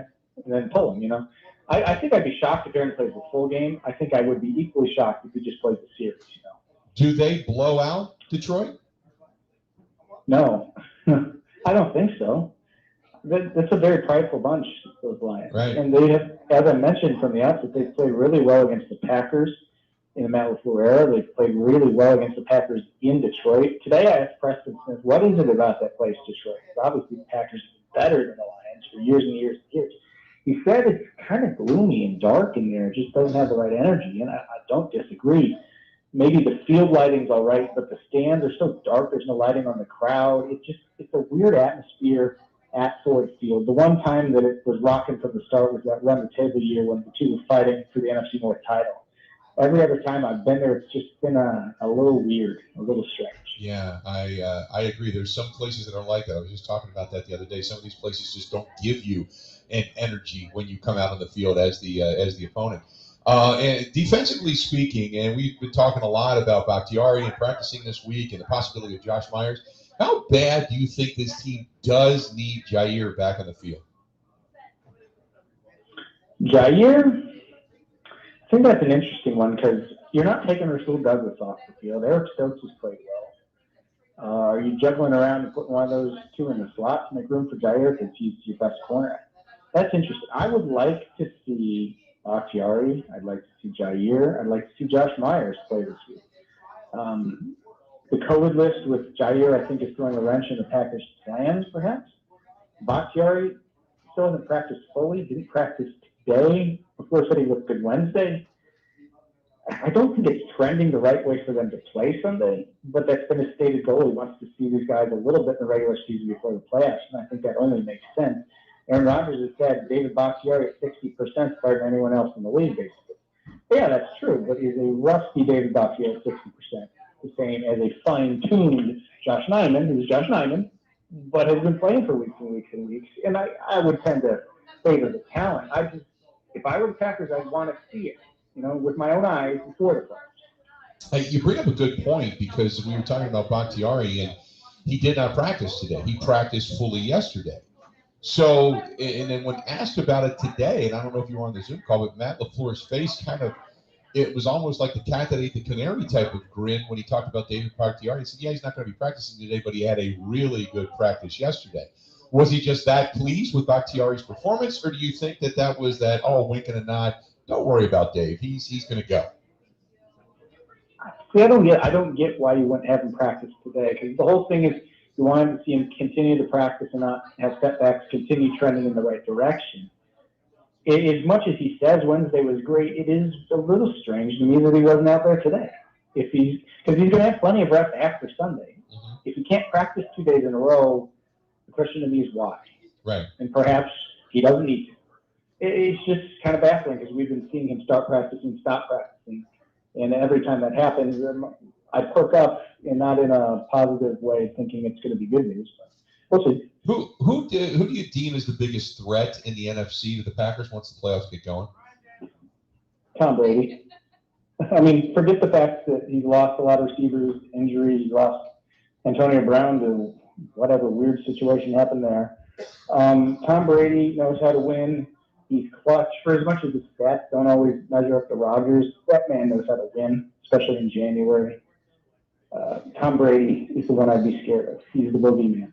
He was the boogeyman in the AFC, and the Packers got to watch from afar. The boogeyman came and got them last January. To me, that's the team you're scared of. The Packers special teams with Mason Crosby. Do you breathe easy now? Do you feel that that's pretty much 99.9% worked out? Or do you – I got to admit that they had a 36 and a 37, I think a 35-yard field goal in that game last week. And even on the last one, the 37-yarder, I was still kind of going – holding my breath and then, breathing the sigh of relief as it went right down Broadway. I got to admit, maybe it's just, the old adage of every time you walk past the dog and somebody kicks the dog and the dog flinches even though you don't kick him anymore. It's kind of like that. I'm a little bit shell-shocked right now every time the ball goes up after Mason Crosby kicks it. And that's even watching Bojorquez have the laces in the wrong direction on the very first kick in that game, but he stuck it right through the uprights. I'm not worried about it right now. Now, if he goes to attack the horse, Ford Field is where Crosby had the worst day of his life a few years ago. If things go well in Detroit, I am totally on board thinking everything's fixed. Because he hasn't missed a kick since the trip to Minnesota. That's a while ago now. I think the operation, besides the dropped bobble snap on the first kick you mentioned against Minnesota last week, besides that, the operation's been pretty clean. And I think it was in his head that the operation's not going to be clean. How am I going to compensate? And when that gets in your head, other variables besides swinging your leg, then you got a whole host of problems. I think he trusts the operation now, and I think it's allowing him to just worry about what he can control, and what he can control, he's done well for years. So I think getting the snapper and the holder to play together for weeks and weeks and weeks has given Crosby the confidence he needs, because I don't really think Crosby was ever the issue. It just got in his head that he thought other things would mess up what he was doing. Dave, good stuff, buddy. Take care, and we will talk to you soon as the playoffs get upon us, okay? All right, sounds good. Appreciate it, pal. Talk to you soon. There you go. That is our buddy Dave Schroeder from WBAY TV in Green Bay. And when we come back, we're going to go back out to Lacrosse, WKTY. Dave Carney, the host of the Dave Carney Show, early in the mornings on WKTY and Sports Talk out there. We'll talk with him about this Green Bay Packers team as well. Stay tuned. We are broadcasting live Angry Brothers Pub down here in Racine, Wisconsin. Stay tuned. We are brought to you by our friends at Bud Light, the official beer sponsor of the Bill Michaels Sports Talk Network. We'll be back right after this. This is the Huddle with Bill Michaels on the Wisconsin Sports Zone Network.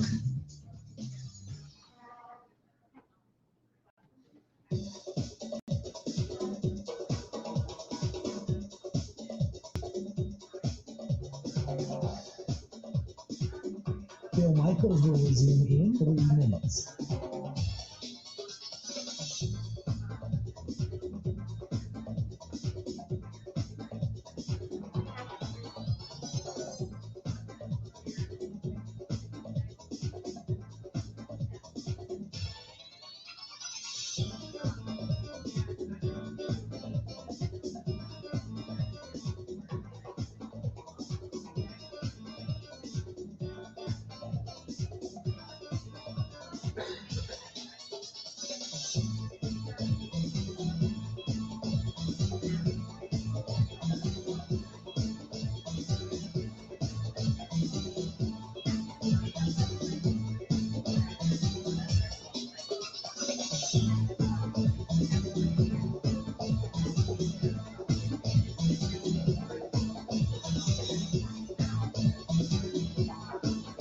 Bill Michaels will resume in 2 minutes.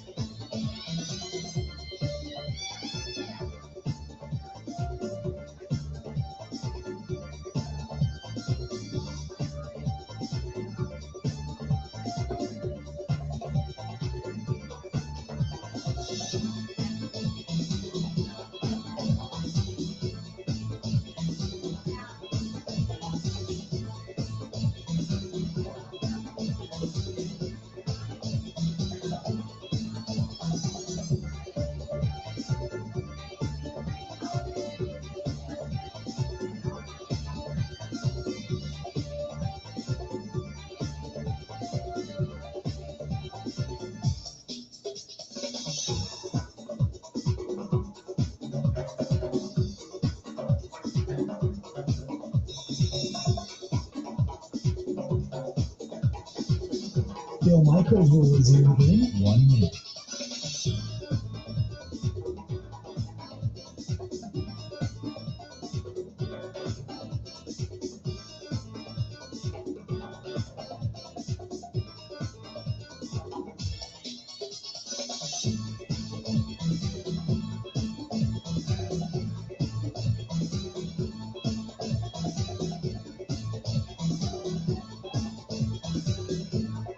Bill Michaels will resume in 30 seconds.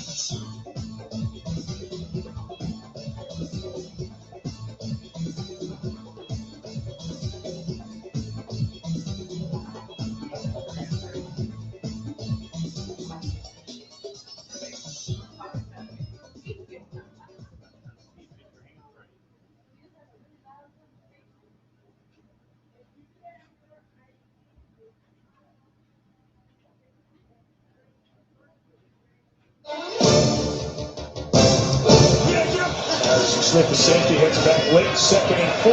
He's what a catch on the sideline. These two are so connected right now. From the 11, Allen dealing over the middle. Touchdown, Adams. They've done it again. I appreciate the conversations that we have. That's what it comes down to, and that's what it was for me and Jordy and all the great players I've played with. Is when you have that communication during the week, during the game, about things you want, it makes moments like that, almost seem natural. Welcome back to the program. It's a Bill Michaels Huddle. We are broadcasting live. We're down here in Racine at your brother's pub. You can stop in and say hi. You can see those that are here out there on the Bud Light live stream. And we now go to Lacrosse and WKTY. Dave Carney now joining us from Dave Carney Morning Show at WKTY out there in Lacrosse. And he joins us on the hotline. Dave, how you been, buddy? Doing good, Bill. Thanks for having me on. You're the man. So you tell me, first and foremost, are you voting for Aaron Rodgers as the MVP? Are you going Brady? Are you going Burrow? Are you going Jonathan Taylor? Who you got?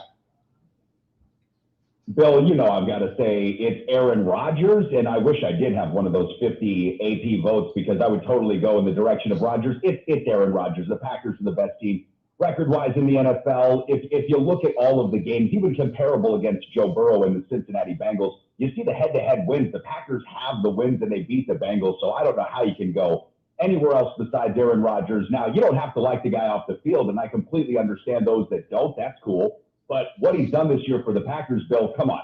This guy's the MVP. The coach of the year, is that a little bit closer? Do you look at Zach Taylor harder in that direction? I know Vegas has him as the odds-on favorite right now, even followed up by Matt LaFleur and then Vrabel in Tennessee. But do you look at Matt LaFleur and give him more of the nod? Well, you give Matt LaFleur more of the nod for a couple of different reasons, but the first and foremost in my mind is expectations, Bill. The Cincinnati Bengals didn't have the expectations that the Green Bay Packers have and will always have because they're, well, the Green Bay Packers. So when you deal with the kind of expectations that a young coach that Matt LaFleur has had to deal with, then you couple the offseason drama, the entire NFL world focusing in on your team more than they ever would, which is still a great deal because, again, you're the Green Bay Packers.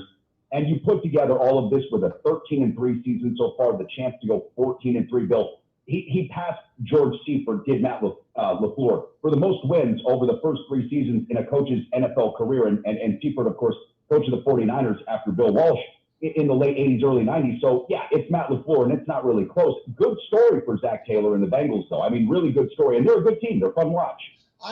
We've talked so much about the possibility of David Bakhtiari, Billy Turner, Josh Myers all coming back. And I guess the one thing that we have not talked about in any realm, and at all tonight even, Brian Gutekunst, the job that he has done, and the fact that the offensive line has basically been replaced with a bunch of guys at the beginning of the season that had you said, these are your starting 5, you'd say, well, Rodgers is dead. There's no way they're going to win a lot of games. The running game would be nil, and this team would be looking to start over come next year. But they haven't. Obviously Stenovich and Butkus have done a fantastic job, but how much should Brian Gutekunst be considered, especially with the move for like Rasul Douglas, bringing in Devondre Campbell, Whitney Merciless, all the moves that he's made, the executive of the year? A great deal, Bill, a great deal of consideration. And I know this seems really, really homerish, right? Because we're here in Wisconsin and, we're going all Packers on this. But to your point, Brian Gutekunst has made the most deft moves in a salary cap year, Bill. And we've talked about this a number of times on my show in Lacrosse, where you joined me on Wednesday. This salary cap was not an easy one to have to work with this year. It really wasn't. So to have to go up against a really hard cap in a really tight situation and to be able to bring in the guys that he has brought in and even release ones that didn't necessarily work out, right? We saw the Packers pick up a guy from the Cowboys. Doesn't work out. They let him go. No worse for wear. The moves have been great, and Brian deserves a lot of credit. Credit goes out to Milt Henriksen, too, in the personnel department for identifying these guys and giving those over to Gutekunst to then go out and make these signings. Who do you feel is the most watchable this weekend? And I bring that up because I've talked about I'm really anxious to see, after all of the starters reps that he's received going all the way back to the week leading up to the Kansas City game, I'm really interested to see Jordan Love. But I think if David Bakhtiari comes back, he's a guy that we all want to watch and see how he does. But there's a lot of guys I want to get a look at, because you would assume guys like Kenny Clark or maybe Devondre Campbell, Devontae Adams, Aaron Rodgers, Aaron Jones, they're all probably going to be pulled at some point in this game. So there's some guys that I'm looking at saying, hey, can Marquez Valdes-Scantling continue to step up? Does Amari Rodgers, coming back from the COVID list, does he step up? Is it Equanimeous St. Brown? Do we see more and more of, say, Dominic Daphne, who's now practicing and coming back from that ankle sprain? Or do you get more kind of the Swiss Army knife of Josiah DeGuara? Who are you interested in really seeing this weekend?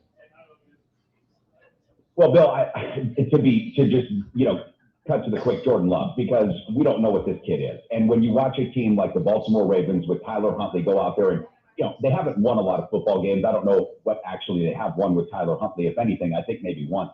But at least they've been really competitive against really good teams. And you know that that's a player that's going to be able to stick in the NFL. You can look at a lot of teams this year, even the 49ers. They won last week. I know it was against Houston, but with Trey Lance. So I want to see Jordan Love, because if he's not the guy, which, let's face it, he might not be, let's figure this thing out. And just all of us, so we can see it with our own 2 eyes, get over the speculation. Should they or shouldn't they? The Packers and Aaron Rodgers, if they're both smart and they'll both give up a little bit, and maybe that's a lot, they'll get back together this offseason after seeing what they have seen so far, okay? They'll get back together this offseason. If Jordan Love's not the guy, at least showcase him and then move him on. Maybe he's good enough to pick up a 4th-round pick. You wash your hands of it. It was a mistake. You move on. You've learned this lesson. If it ends up in a Super Bowl and there's a trade piece with Jordan Love, that's great. Do you look at the defense as the Achilles heel of this team, or the offense and the ability to score early, or the special teams? When you talk about a team that may have a flaw, what would that flaw be? Special teams, all the way around. The Packers have been in the top 10, if not the top 5 in most all offensive categories. Now, they don't start off great. Last year, they were a front-running team, and they started off really hot, really early, and they buried you, and they really made you come from behind to play close to them. This year, they're scoring their points in the second, third, and fourth quarters. Their first quarter, especially their opening drive offense, is as futile as any in the NFL. But it almost feels, Bill, like it's a feeling out process for the Packers. In that first quarter, they jab, they're dodging. If we can use some boxing analogies, they're dodging, they're bobbing and weaving, and then they lay it on you thick. So, I mean, last week against the Vikings, I didn't think they'd score 37 points. They just ended up kind of laying it all on them. So I think that's, a tendency from a good offense. The defense has been very good. In spots, they've been weak against the run. The special teams has been at the bottom of the league in every single category, nearly every single week. And since the Vikings game, I've been looking at this special teams unit and really asking the question, what can be done to fix it, if anything? Because Davante Adams has mentioned it. I think we all know the elephant in the room. Special teams is about want to, right? It's the desire to go out there and do something, make a play. You're a gunner. You're on a return team. You want to make a splash because you're not a regular rotation player. So there's a level of desire that needs to be shown on special teams. And if that's a coaching thing, I don't know. But it might be. It's hard to say. And at this point, there's nothing to do about that. But it's special teams all the way. And if the Packers, if they fail, it will probably be because of that special team. There is an interest in Nathaniel Hackett, and I saw that you guys just tweeted that out again, that Nathaniel Hackett's going to interview with the Jacksonville Jaguars most likely during the bye week. Are you concerned that takes away from self-scout and or preparation going into the postseason? You have to always worry about it a little bit, but that's the nature of the beast. To have to apply for an NFL job and then go actually interview for one, and I'm sure that you know how this goes, it's a pretty rigorous process. So Nathaniel Hackett right now is spending a lot of time putting together his interview book. He's going to have to go down there with a thick 3-ring binder and really try to wow these guys. So there's going to be a lot of thought that goes into that. But I feel like, and this might just be my perception, tell me if I'm wrong, I feel like Matt LaFleur's fingerprints on this offense are probably a bit thicker than Nathaniel Hackett's are. Now, that said, he's an important part of the team. But I wouldn't, if it was another coach, not Matt LaFleur, if this was Mike Vrabel, I would be concerned at this point. That the fact that it's Matt LaFleur and he's an offensive guy, I'm not as concerned. But there's always that in the back of your mind. And the Packers, let's face it, they were good enough to let him go interview for this job. The conspiracy theorists, Dave, and I don't know if you've heard this, say that Nathaniel Hackett goes to Jacksonville, who has $70+ million in cap space, which means they would then trade away Trevor Lawrence to the Green Bay Packers for the aging Aaron Rodgers, who loves Nathaniel Hackett, to go be the quarterback, and then have enough money to spend on Rodgers and on Davante Adams and the additional pieces they would need to be suddenly relevant. Do you buy into any of that? Wow, that is thick. That's a good one. I had not heard that yet, so apologies for laughing on air. I don't buy that, but Bill, to be frank, I did not buy that Tom Brady would go play in a stadium with like a toy ship in the outfield, so to speak. I did not think that was going to happen. So crazier things have happened, and if you're the Green Bay Packers, I mean, I guess there would be worse trade packages to get, right? Trevor Lawrence plus a couple of ones, maybe some twos, and yeah, I don't know that would be the worst thing to happen, but I don't think that's the best case for Rodgers for a football career move or anything like that. But no, I hadn't heard that. That's interesting. It's kind of like if he follows in Tom Brady's footsteps, Brady goes down to Tampa Bay, Aaron Rodgers would go to Jacksonville. Wow. He's trying to rebuild that team. I mean, there's a lot of fingerprints on that. Dave, always a pleasure, my friend. We'll talk to you again soon, okay? Lead off with that tomorrow on your show. You got it, buddy. All right, buddy. Talk to you later. There you go. Dave Carney from WKTY in Lacrosse joining us for a couple of minutes on the hotline on the program. It's brought to you by our friends at Bud Light, the official beer sponsor of the Bill Michaels Sports Talk Network, not just here in our own backyard, which is Racine, Wisconsin, and Angry Others Pub, but all throughout the state of Wisconsin on the Bill Michaels Sports Talk Network. We start to take a look around the rest of the NFL and the games coming up this weekend as we begin to make our picks. We're going to bring Ebo back into the scene coming up here next on the Bill Michaels Huddle. This is the Huddle with Bill Michaels on the Wisconsin Sports Zone Network.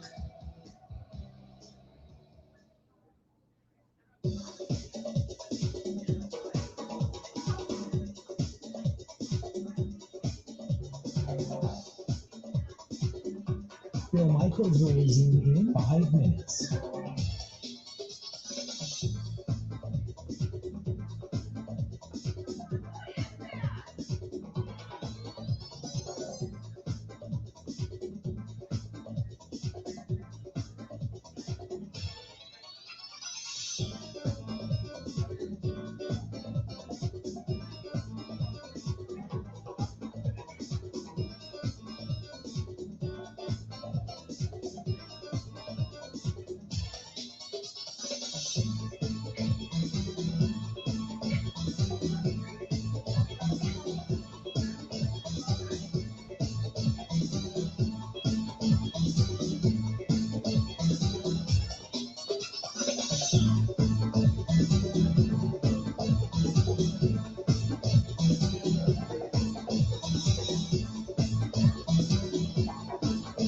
Bill Michaels will resume in 4 minutes.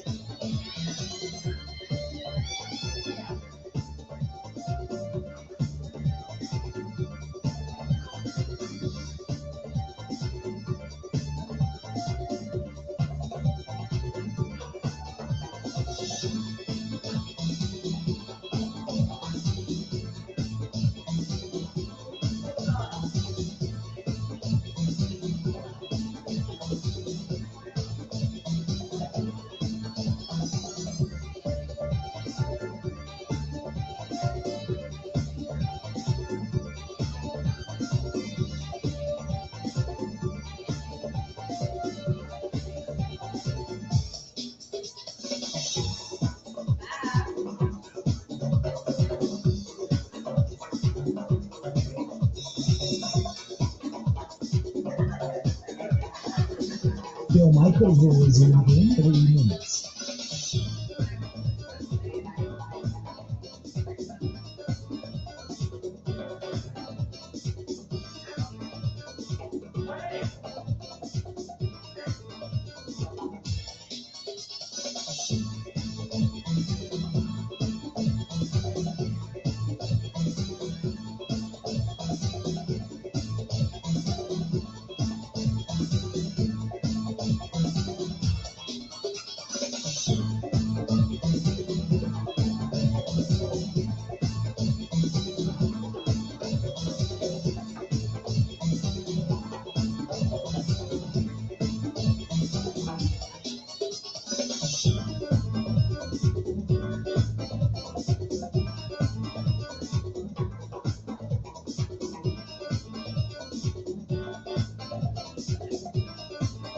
Bill Michaels will resume in 2 minutes.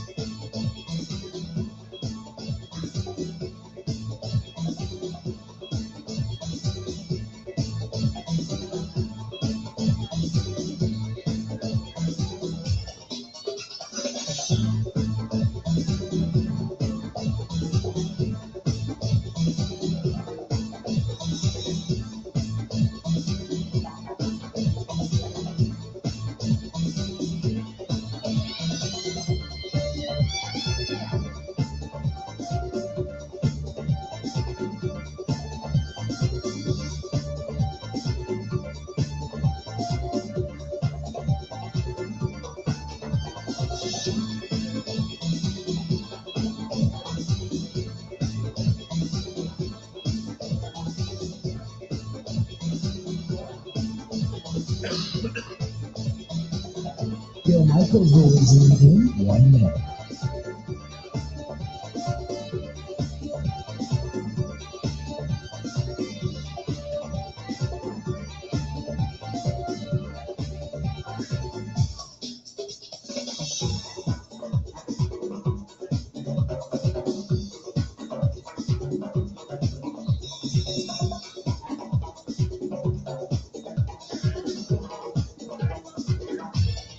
Bill Michaels will resume in 30 seconds.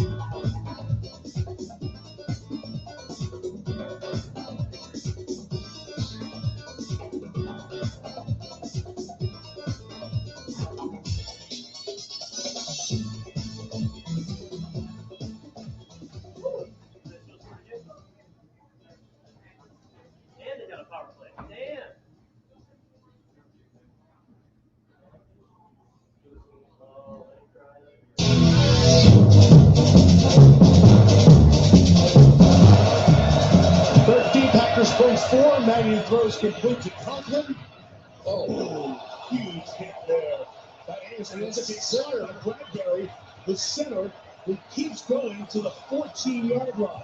We got an immaculate reception that just a huge, clean, legal hit on the back end. But for Bradbury to see that is one thing. For Bradbury to make the catch is another thing. For Bradbury to run like he's an NFL fullback is another thing. But yeah, I thought the play was over, and I saw him running. And even when he was running, I still kind of thought, maybe he just picked up picked it up. I didn't know. But then once he kept running, after I put my arm out, I was like, oh, I tried to strip the ball. And that was the longest play of the game, wasn't it? Yeah, I know that was funny to watch. That was a rumbling, stumbling moment, even though that's more of a terminology from Chris Berman than it is John Madden. But how appropriate was it that you had kind of an immaculate reception and a PHAT offensive lineman gets the pass batted into his hands in a game in which John Madden is so heavily honored the other night on Sunday Night Football. Chris Collinsworth, Al Michaels there on the call. Evo joining us back at WOZN, the studio, our flagship station out in Madison, Wisconsin as well. So, Evo, now we get around the rest of the league. I got to tell you, though, I had heard this. A friend of mine lives down in Miami and does sports down there. And he had called me and said, hey, Nathaniel Hackett's coming down to interview next week for the Jacksonville Jaguars job. And I said, oh, okay. And he said, you heard the conspiracy. And I know you heard me explain it there. But basically, they think that Nathaniel Hackett goes to Jacksonville. Jacksonville then trades Trevor Lawrence plus other picks, makes a deal with the Green Bay Packers. Rodgers, who loves Nathaniel Hackett, then goes and plays in Jacksonville. The Green Bay Packers get Trevor Lawrence and additional picks. And then Jacksonville, who is $70 million under the cap, make a huge play for Devontae Adams to come in and finish alongside Aaron Rodgers. Do you buy any of it for a second? Santa Claus exists too, right, Bill? I heard that. When I look at he does, by the way, kids. No, when I heard you talking to Dave about that, I was like, what? I don't think that Rodgers actually has a no trade clause in his contract, so I don't think he has a say in where he can go to a degree. But it would be an AFC team, though. That's true. I don't. If I was a Jacksonville Jaguar fan, I would love the idea of that pipe dream. But as a realist, Bill, no, I don't foresee that happening. I think, and I'll say the same thing to you that I told my buddy. I said, I don't know what you're smoking down there in Miami, but it's got to be good coming over from Havana. So it does, and give me some too. Right, exactly. Let's get on to the rest of the NFL. The Chiefs in a Saturday night contest, Saturday late afternoon contest, taking on the Broncos over in the Mile High City. Going to be a cold one. The Chiefs have pretty much the Chiefs are still fighting for the top spot. Obviously, the Broncos are still trying to fight for a little bit of non-anonymity. But the Chiefs, I just think, are streaking right now, playing too good a football, even though they got beat by Cincinnati. I think they want to put the train back on the tracks before the postseason gets here. I'm taking the Chiefs in this one. Yeah, I'm taking the Chiefs, no problem in this one too, Bill. I think they're favored, 11.5 points at Empower Field of Mile High. So yeah, I'll take the Chiefs in that. Who do you got in the game, the other Sunday night game? We know Ben Kenny is salivating at this contest, but the Cowboys go into Philadelphia at the Link, and that's the late night game. The Cowboys did not play well against the Arizona Cardinals. Everybody thought that they were back when they beat the hell out of Washington, but that game was over before it got started. And then the Cardinals come in and knock them off. Dak looked bad. Now everybody's questioning him all over again. Meanwhile, Philadelphia is one of the teams that really are kind of on the ascension. They've been playing extremely good football. They've won 4 in a row. Who you got in the city of brotherly love? I'm gonna go with the boys in this one. I don't think they want to stumble into the playoffs. The way they've been kind of dragging a little ass here down the stretch. I think they go in and they get it done over the Eagles to the chagrin of Ben Kenny. Philadelphia is locked up in the postseason, so that's a given. But I'm going to be really interested to see. It's either going to be the 49ers or the New Orleans Saints who get in, but I'm really going to be interested to see if Philadelphia has just a little more wherewithal in them to knock off the Dallas Cowboys. I'm taking the Cowboys, but I got to be honest, I'm in a really backhanded way. I'm rooting right now because if the Cowboys should get a win against because right now the Cowboys would play the Cardinals again at AT&T Stadium. My thought would be that the Cowboys would get some revenge. So if the Cowboys get some revenge and everything stands pat, that would mean the next game the Green Bay Packers would play would be Mike McCarthy coming into Lambeau Field. I want that sizzle, Bill. I want it. So So then the NFC Championship game most likely would be either Tampa Bay or the Rams coming into Lambeau Field after that, which then you could say, okay, you beat Mike McCarthy, then you beat Tom Brady on your way to a Super Bowl. Maybe that would work out in a fantastic way. So there you have it. And then we've got, as we go on to the Sunday games, the Steelers, Big Ben's last game, and they're holding on to an 8% chance of getting in the postseason. Taking on the Ravens in Baltimore. The Ravens, Lamar Jackson, still trying to practice. That ankle is really bad. He's still hobbled. I just don't think the Steelers have enough in the tank, but they're playing on the emotion one more time for Big Ben. I'm taking the Steelers in a little bit of a mild upset. I know the Ravens are still alive in the playoffs right here. I guess the Steelers are on the bubble too. But I think they gave away all their emotion at the final game at Heinz Field for Big Ben. I think I'm going to take the Ravens in this matchup as I see they're favored by 5 points. You got no Joe Burrow, no Baker Mayfield, Cincinnati on the road in Cleveland in somewhat of a meaningless game. Then you've got also Joe Mixon on the COVID protocol. I think the Bengals are playing better football. It wouldn't surprise me if they got a win, but I'm just taking Cleveland just because. I don't know why, I just am. God, this game, right? It's like, who cares, kind of. Right. I'll go with just home field advantage at First Energy Stadium. Baker Mayfield's life with the Browns, I think, is done because obviously he's going to have surgery, not going to play. I think the Browns, though, kind of show you that they're ready to move on from Baker, and it's not Stefanski's fault. It's Baker's fault. Right. I'll go with the Browns as well. Titans on the road, taking on the Texans. Titans just looking to bolster their position or hang on to their position as top seed in the AFC. I got the Titans all day long. Yeah, I got the Titans. The Texans are abysmal. Just put them out of their misery. Tennessee, give me the Titans. What about the Colts on the road, taking on the Jacksonville Jaguars, who have 2 wins on the season? Colts. I don't really have to think about that. Unless Aaron Rodgers somehow made his way down there for the final game of that conspiracy theory, yes, but give me the Colts. In this one, in the dead man floating game, as I call it, and that is going to be up in Minneapolis. You've got Mike Zimmer, who most likely is on his way out, and Matt Nagy, who is most likely on his way out. The 6-10 Bears, the 7-9 Vikings. Who gets the win in this one? God, can I predict a tie? Can I go tie in this one? That they both tie, and then they both get fired at the end of the game. I just for home field alone, I guess Vikings. Is this the Mond game, or does he just say, "No, I've already seen him. I don't need to see anymore"? He'll get him for one series, and then he'll pull him out and say he stinks. Oh yeah, he's not that good. No, like last game. Yeah, that's it. The Washington football team is going to make the big announcement come January 2nd as to what their new name or old name or such is going to be. On the road, taking on the 4-12 Giants of New York. I've got Washington to go out on a high note. As do I, Bill. The Giants are just terrible. And I saw, what was the odds-on favorite for the football team's new name? I think it was the Commanders. Was up there. I don't know about that one. There's a lot of people that are saying it's just going to stay the same. That it's become somewhat nostalgic in old school kind of way. Like the football team name? Yeah. I like the aesthetic of it. It's simple. The Washington football team. Yep. You can't cancel it. You can't mistake them for the Washington basketball team. That's for sure. So, it is what it is. Let's do this. We're going to come back with the second half of our picks, including the Green Bay Packers on the road, taking on the Detroit Lions. Stay tuned. We got more of the Bill Michaels Huddle brought to you by our friends at Bud Light right after this.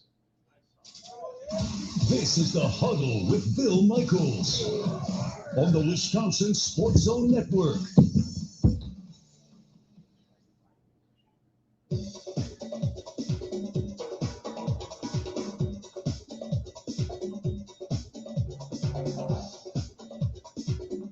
Bill Michaels will resume in 3 minutes.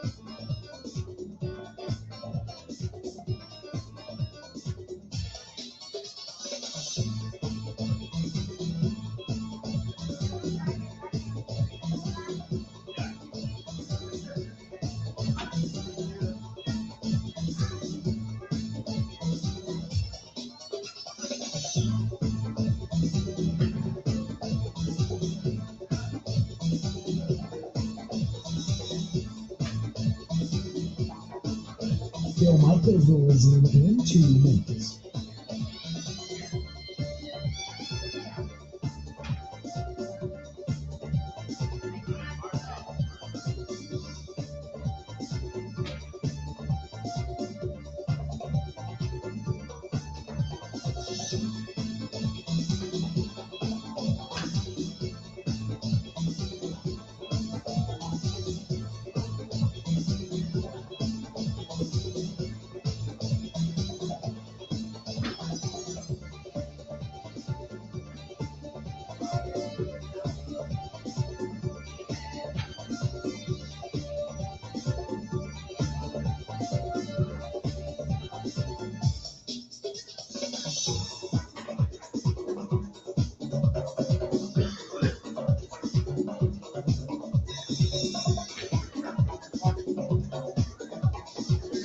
Bill Michaels will resume in 1 minute.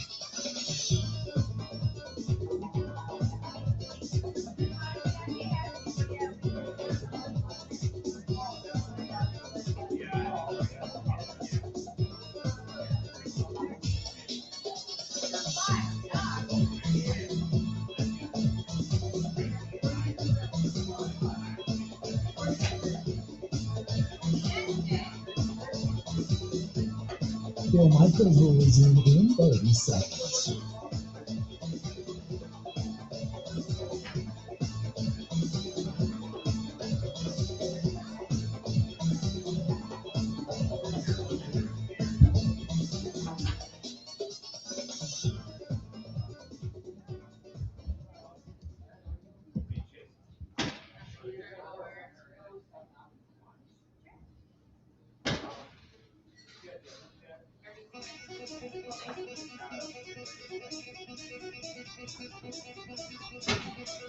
Yeah, I mean, everything that everybody else sees. He's a quick processor. He's got a quick release. He knows the game. I mean, he's a high level thinker. And then look, that defense is pretty good now. They're playing good football over there too. So they're getting him the ball back. And then when you accompany that with a run game with Aaron Jones and those guys, I mean, it's a tough team. Welcome back to the program. We are glad you're with us. The final segment of the Bill Michaels Huddle broadcasting live in Racine down here at Angry Brothers Pub. We are glad to have you tonight. Our buddy Evo out there in Madison at WOZN, our flagship station, out in the Madison area. And we now continue on with our picks around the rest of the NFL. The Seahawks on the road taking on the Cardinals. Seahawks 6-10. Could this be the end of Pete Carroll and Russell Wilson? And they go into Arizona to take on the Cardinals, who are still fighting for a little more postseason respectability. They got 11 wins on the season. Evo, who you got in this contest? I got the Arizona Cardinals at home, State Farm Stadium, Bill. Yes, it is the end of Russell Wilson and Pete Carroll. Pete Carroll will stay. Russell Wilson will abscond away somewhere else. I don't know if that's a bold prediction, but that is my prediction, and the Cardinals will win this one. Do you think that Pete Carroll decides to call it a career? I don't know. I just feel like they're ready for, like Russ is ready for a new change, and Pete's not done chomping gum on the sidelines yet. Yeah, I got the Cardinals too. The 8-8 Saints, and how they've gotten to 8-8 without any kind of a quarterback, I have no idea. They take on the 7-9 Falcons down at Mercedes-Benz Stadium down in Atlanta. For some reason, I just got a feeling the Falcons are the only thing they've got to play for is to finally get back to 500 after years of misery. Ever since they lost the Super Bowl in that terrific fashion or horrific fashion to Tom Brady and giving up that lead, I'm taking the Falcons at home in this one. You know, I'm gonna go with the Saints in this one, man. I think they got a little something, to play for here. And the Falcons, I think, are just, season lost. Another one for them. I think the Saints pull one out here on the road. Yeah, the Saints are trying to find themselves in the postseason. If they get a win, and if San Francisco loses, then those two teams would flip-flop one another, and the Saints would find themselves in the postseason, and San Francisco would find themselves on the outside looking in. So the Saints do have something to play for. I don't know how they're getting it done. Sean Payton's a hell of a coach. You talk about a coach of the year for being able to get to 8-8 with that ragtag bunch. Oof, boy. The 4-12 Jets, Jets on the road taking on the Buffalo Bills and the Bills Mafia and Buffalo. I got Buffalo at home in this one all day long. I think it's Jets suck. So, yes, the Buffalo Bills, I will take them as well at home. They're like favored by 16 points. Yeah. I don't know if I'm comfortable with that, but I'm comfortable saying the Bills will get a win. Boy, tell you what, it doesn't matter who you put in that organization in New York. Either one for that matter. They just stink. Then you've got a Rams team that are hosting the 49ers. Rams hanging on to the top spot in the division, and you got the 49ers who are trying to hang on for dear life in the postseason. I don't think, I know Garoppolo's back. He was throwing this week with that busted up thumb. I don't know if Garoppolo is going to be enough, though, against this defense of the Rams, who's starting to play really, really well at the right time. I get the feeling that even though the San Francisco 49ers have a lot to play for, they don't get past the Rams get the win.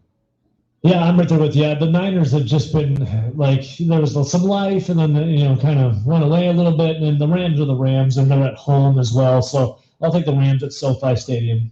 Then you got the Miami Dolphins and the New England Patriots. Patriots already locked into the postseason. The Dolphins, they're trying to get there. Right now you've got the Patriots, the Colts, and the Chargers. I don't know what the ramifications are. I'd have to go back and look at all the different scenarios. But that being said, the Dolphins still have a legitimate shot at getting into the postseason, and New England's already locked up. But it's not very often that you see a Bill Belichick team lay down at the end of the season. But the Patriots are on the road. I'm taking the Patriots to get the win in this one. I'm gonna go a little Tua action. I'm gonna go Dolphins on this one. The Patriots, got their division locked up. I think the Dolphins at the end of the year show a little something to say adieu to the season. Then you've got the Buccaneers at home. The 5-11 Carolina Panthers come to town. I can't imagine they lose, but now you got to figure out with all the injuries and the nuttiness that went on this week with Antonio Brown, that's been a huge distraction for that team. I'm really interested to see how the Buccaneers come out and play. I get a sense that they're either going to come out and they're going to just blow the doors off of Carolina and put this whole thing behind them, or they're really going to struggle and they're going to look rather inept going into the postseason. But I'm going to take the Buccaneers to get the win. Yeah, I think, when Antonio Brown was absconding away on the field, jumping up and down shirtless, that was the biggest distraction of it all. And the Buccaneers still found a way to win. I know it was against the Jets. But the Panthers are just, they stink. And Tom Brady's really good at putting the blinders on and handling his business on the field. I will take the Buccaneers. I just can't imagine everything that's going on with Antonio Brown just basically going on scorched earth, blowing up the bridge, blowing up Brady, blowing up Arians, blowing up the organization. Now you've got women that are licking toilet seats to get COVID coming out saying he had sex with them. And did you see her tweet that says test your team now? Yeah. Because the positive COVID test. Because now she apparently claims that she's positive with COVID, which means he's been exposed to it, which means he was on the team playing down there to be. Oh my God! What a just load of craziness on the part of Antonio Brown, and a guy that just doesn't give two F's about anybody but himself. He's wild. The Chargers are at 9-7. The Raiders are at 9-7. Both teams have to have it.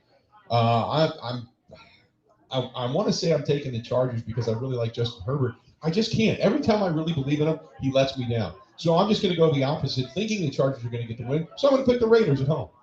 I was thinking Raiders, but I also was thinking about Herbert as well. So, Bill, you persuaded me. Instead of going with you, I'm going to go with the Chargers on this one, just for fun. Give me the Los Angeles Chargers. Have you seen the memes of Allegiant Stadium? It looks like a Roomba? Yeah, it looks like the iRobot. The Roomba. Yeah. I did not know that until somebody pointed it out. They just put a different sticker on it. You can't unsee it. Oh, my God. Now it's every time I look at it, every time I know the Raiders are going to play, I want to have this thing come out from underneath my couch and get up on the dog hair. And then but then this weekend on Sunday, the Green Bay Packers go to Detroit. How long the starters are going to play, who is going to play, we'll have to wait and see. I'm anxious to see Justin. I'm anxious to see Jordan Love. I'm anxious to see if Jair is back, if David Bakhtiari's back. I'm anxious for all of that. I think the Packers get a win. I think it's going to be a close game. I think it's going to be within 9 points. And because a lot of people are predicting it's going to be some kind of a blowout. I don't. I think it's going to be within 9 points. But the Packers get a win at Ford Field. Kind of an ugly one, but they get the win. And we still walk away with a lot of question marks in regards to Jordan Love. Yeah, I'm in that same feeling too. Like, you'll see the starters out there. Rodgers will maybe throw a touchdown or two and say, hey, I'm definitely the MVP. And then they'll be resting by halftime, I'd imagine. And then it's going to be kind of a labored effort for the Packers. But the Packers will win this game, in my opinion. And the Lions have covered so many games this season. So it'll be a close one. The Packers do eke it out. There you go. That is it. He is Evo. I'm Bill Michaels. And thanks to everybody for being a part of the program today because we've had a boatload of fun. Thanks to our buddy Grant Bilse from the WISCO Sports Show. Also Kevin Holden from CBS 58. Dave Schroeder from WBAY TV in Green Bay. Our buddy Dave Carney from WKTY and the Lacrosse Morning Show out there. Thanks to you for taking a listen to us, the staff and management here at Angry Brothers Pub in Racine as well. Also thanks to our sponsor Bud Light, which we can't do this without. And we'll be back at it again tomorrow and on a Friday with Mike Clemens and company getting you ready for the matchup between the Green Bay Packers and the Detroit Lions. And as the stories continue and the conspiracy theories continue, it's all over on the Facebook page. Go to facebook.com/The Bill Michaels Show, or simply go to Twitter @Bill_Michaels, @Bill_Michaels, and you can see all the information there. Yeah, the conspiracy theory is getting a lot of play right now over on the Facebook fan page. So if you don't know what that is, and you haven't heard it just yet, there's a friend of mine down in Miami who really believes that Nathaniel Hackett's going to get the job in Jacksonville. Rodgers loves Hackett. Therefore, Hackett's going to lure him to Jacksonville via a trade. They're about 60 to 70 million under the cap. They trade Trevor Lawrence and some picks up to Green Bay. So now you got 2 young quarterbacks in Green Bay and some additional picks to go along with it. And then they have enough money well under the cap that they then lure Devontae Adams down to Jacksonville to play alongside Aaron Rodgers, and enough money left over to bolster that team. So that's the conspiracy theory. I don't believe it, but, hey, everybody, the world is full of conspiracy theorists. So you may want to read more about it over there on the Facebook fan page. There you go. That's it. Time for us to get out of here. Have a good night until we talk again.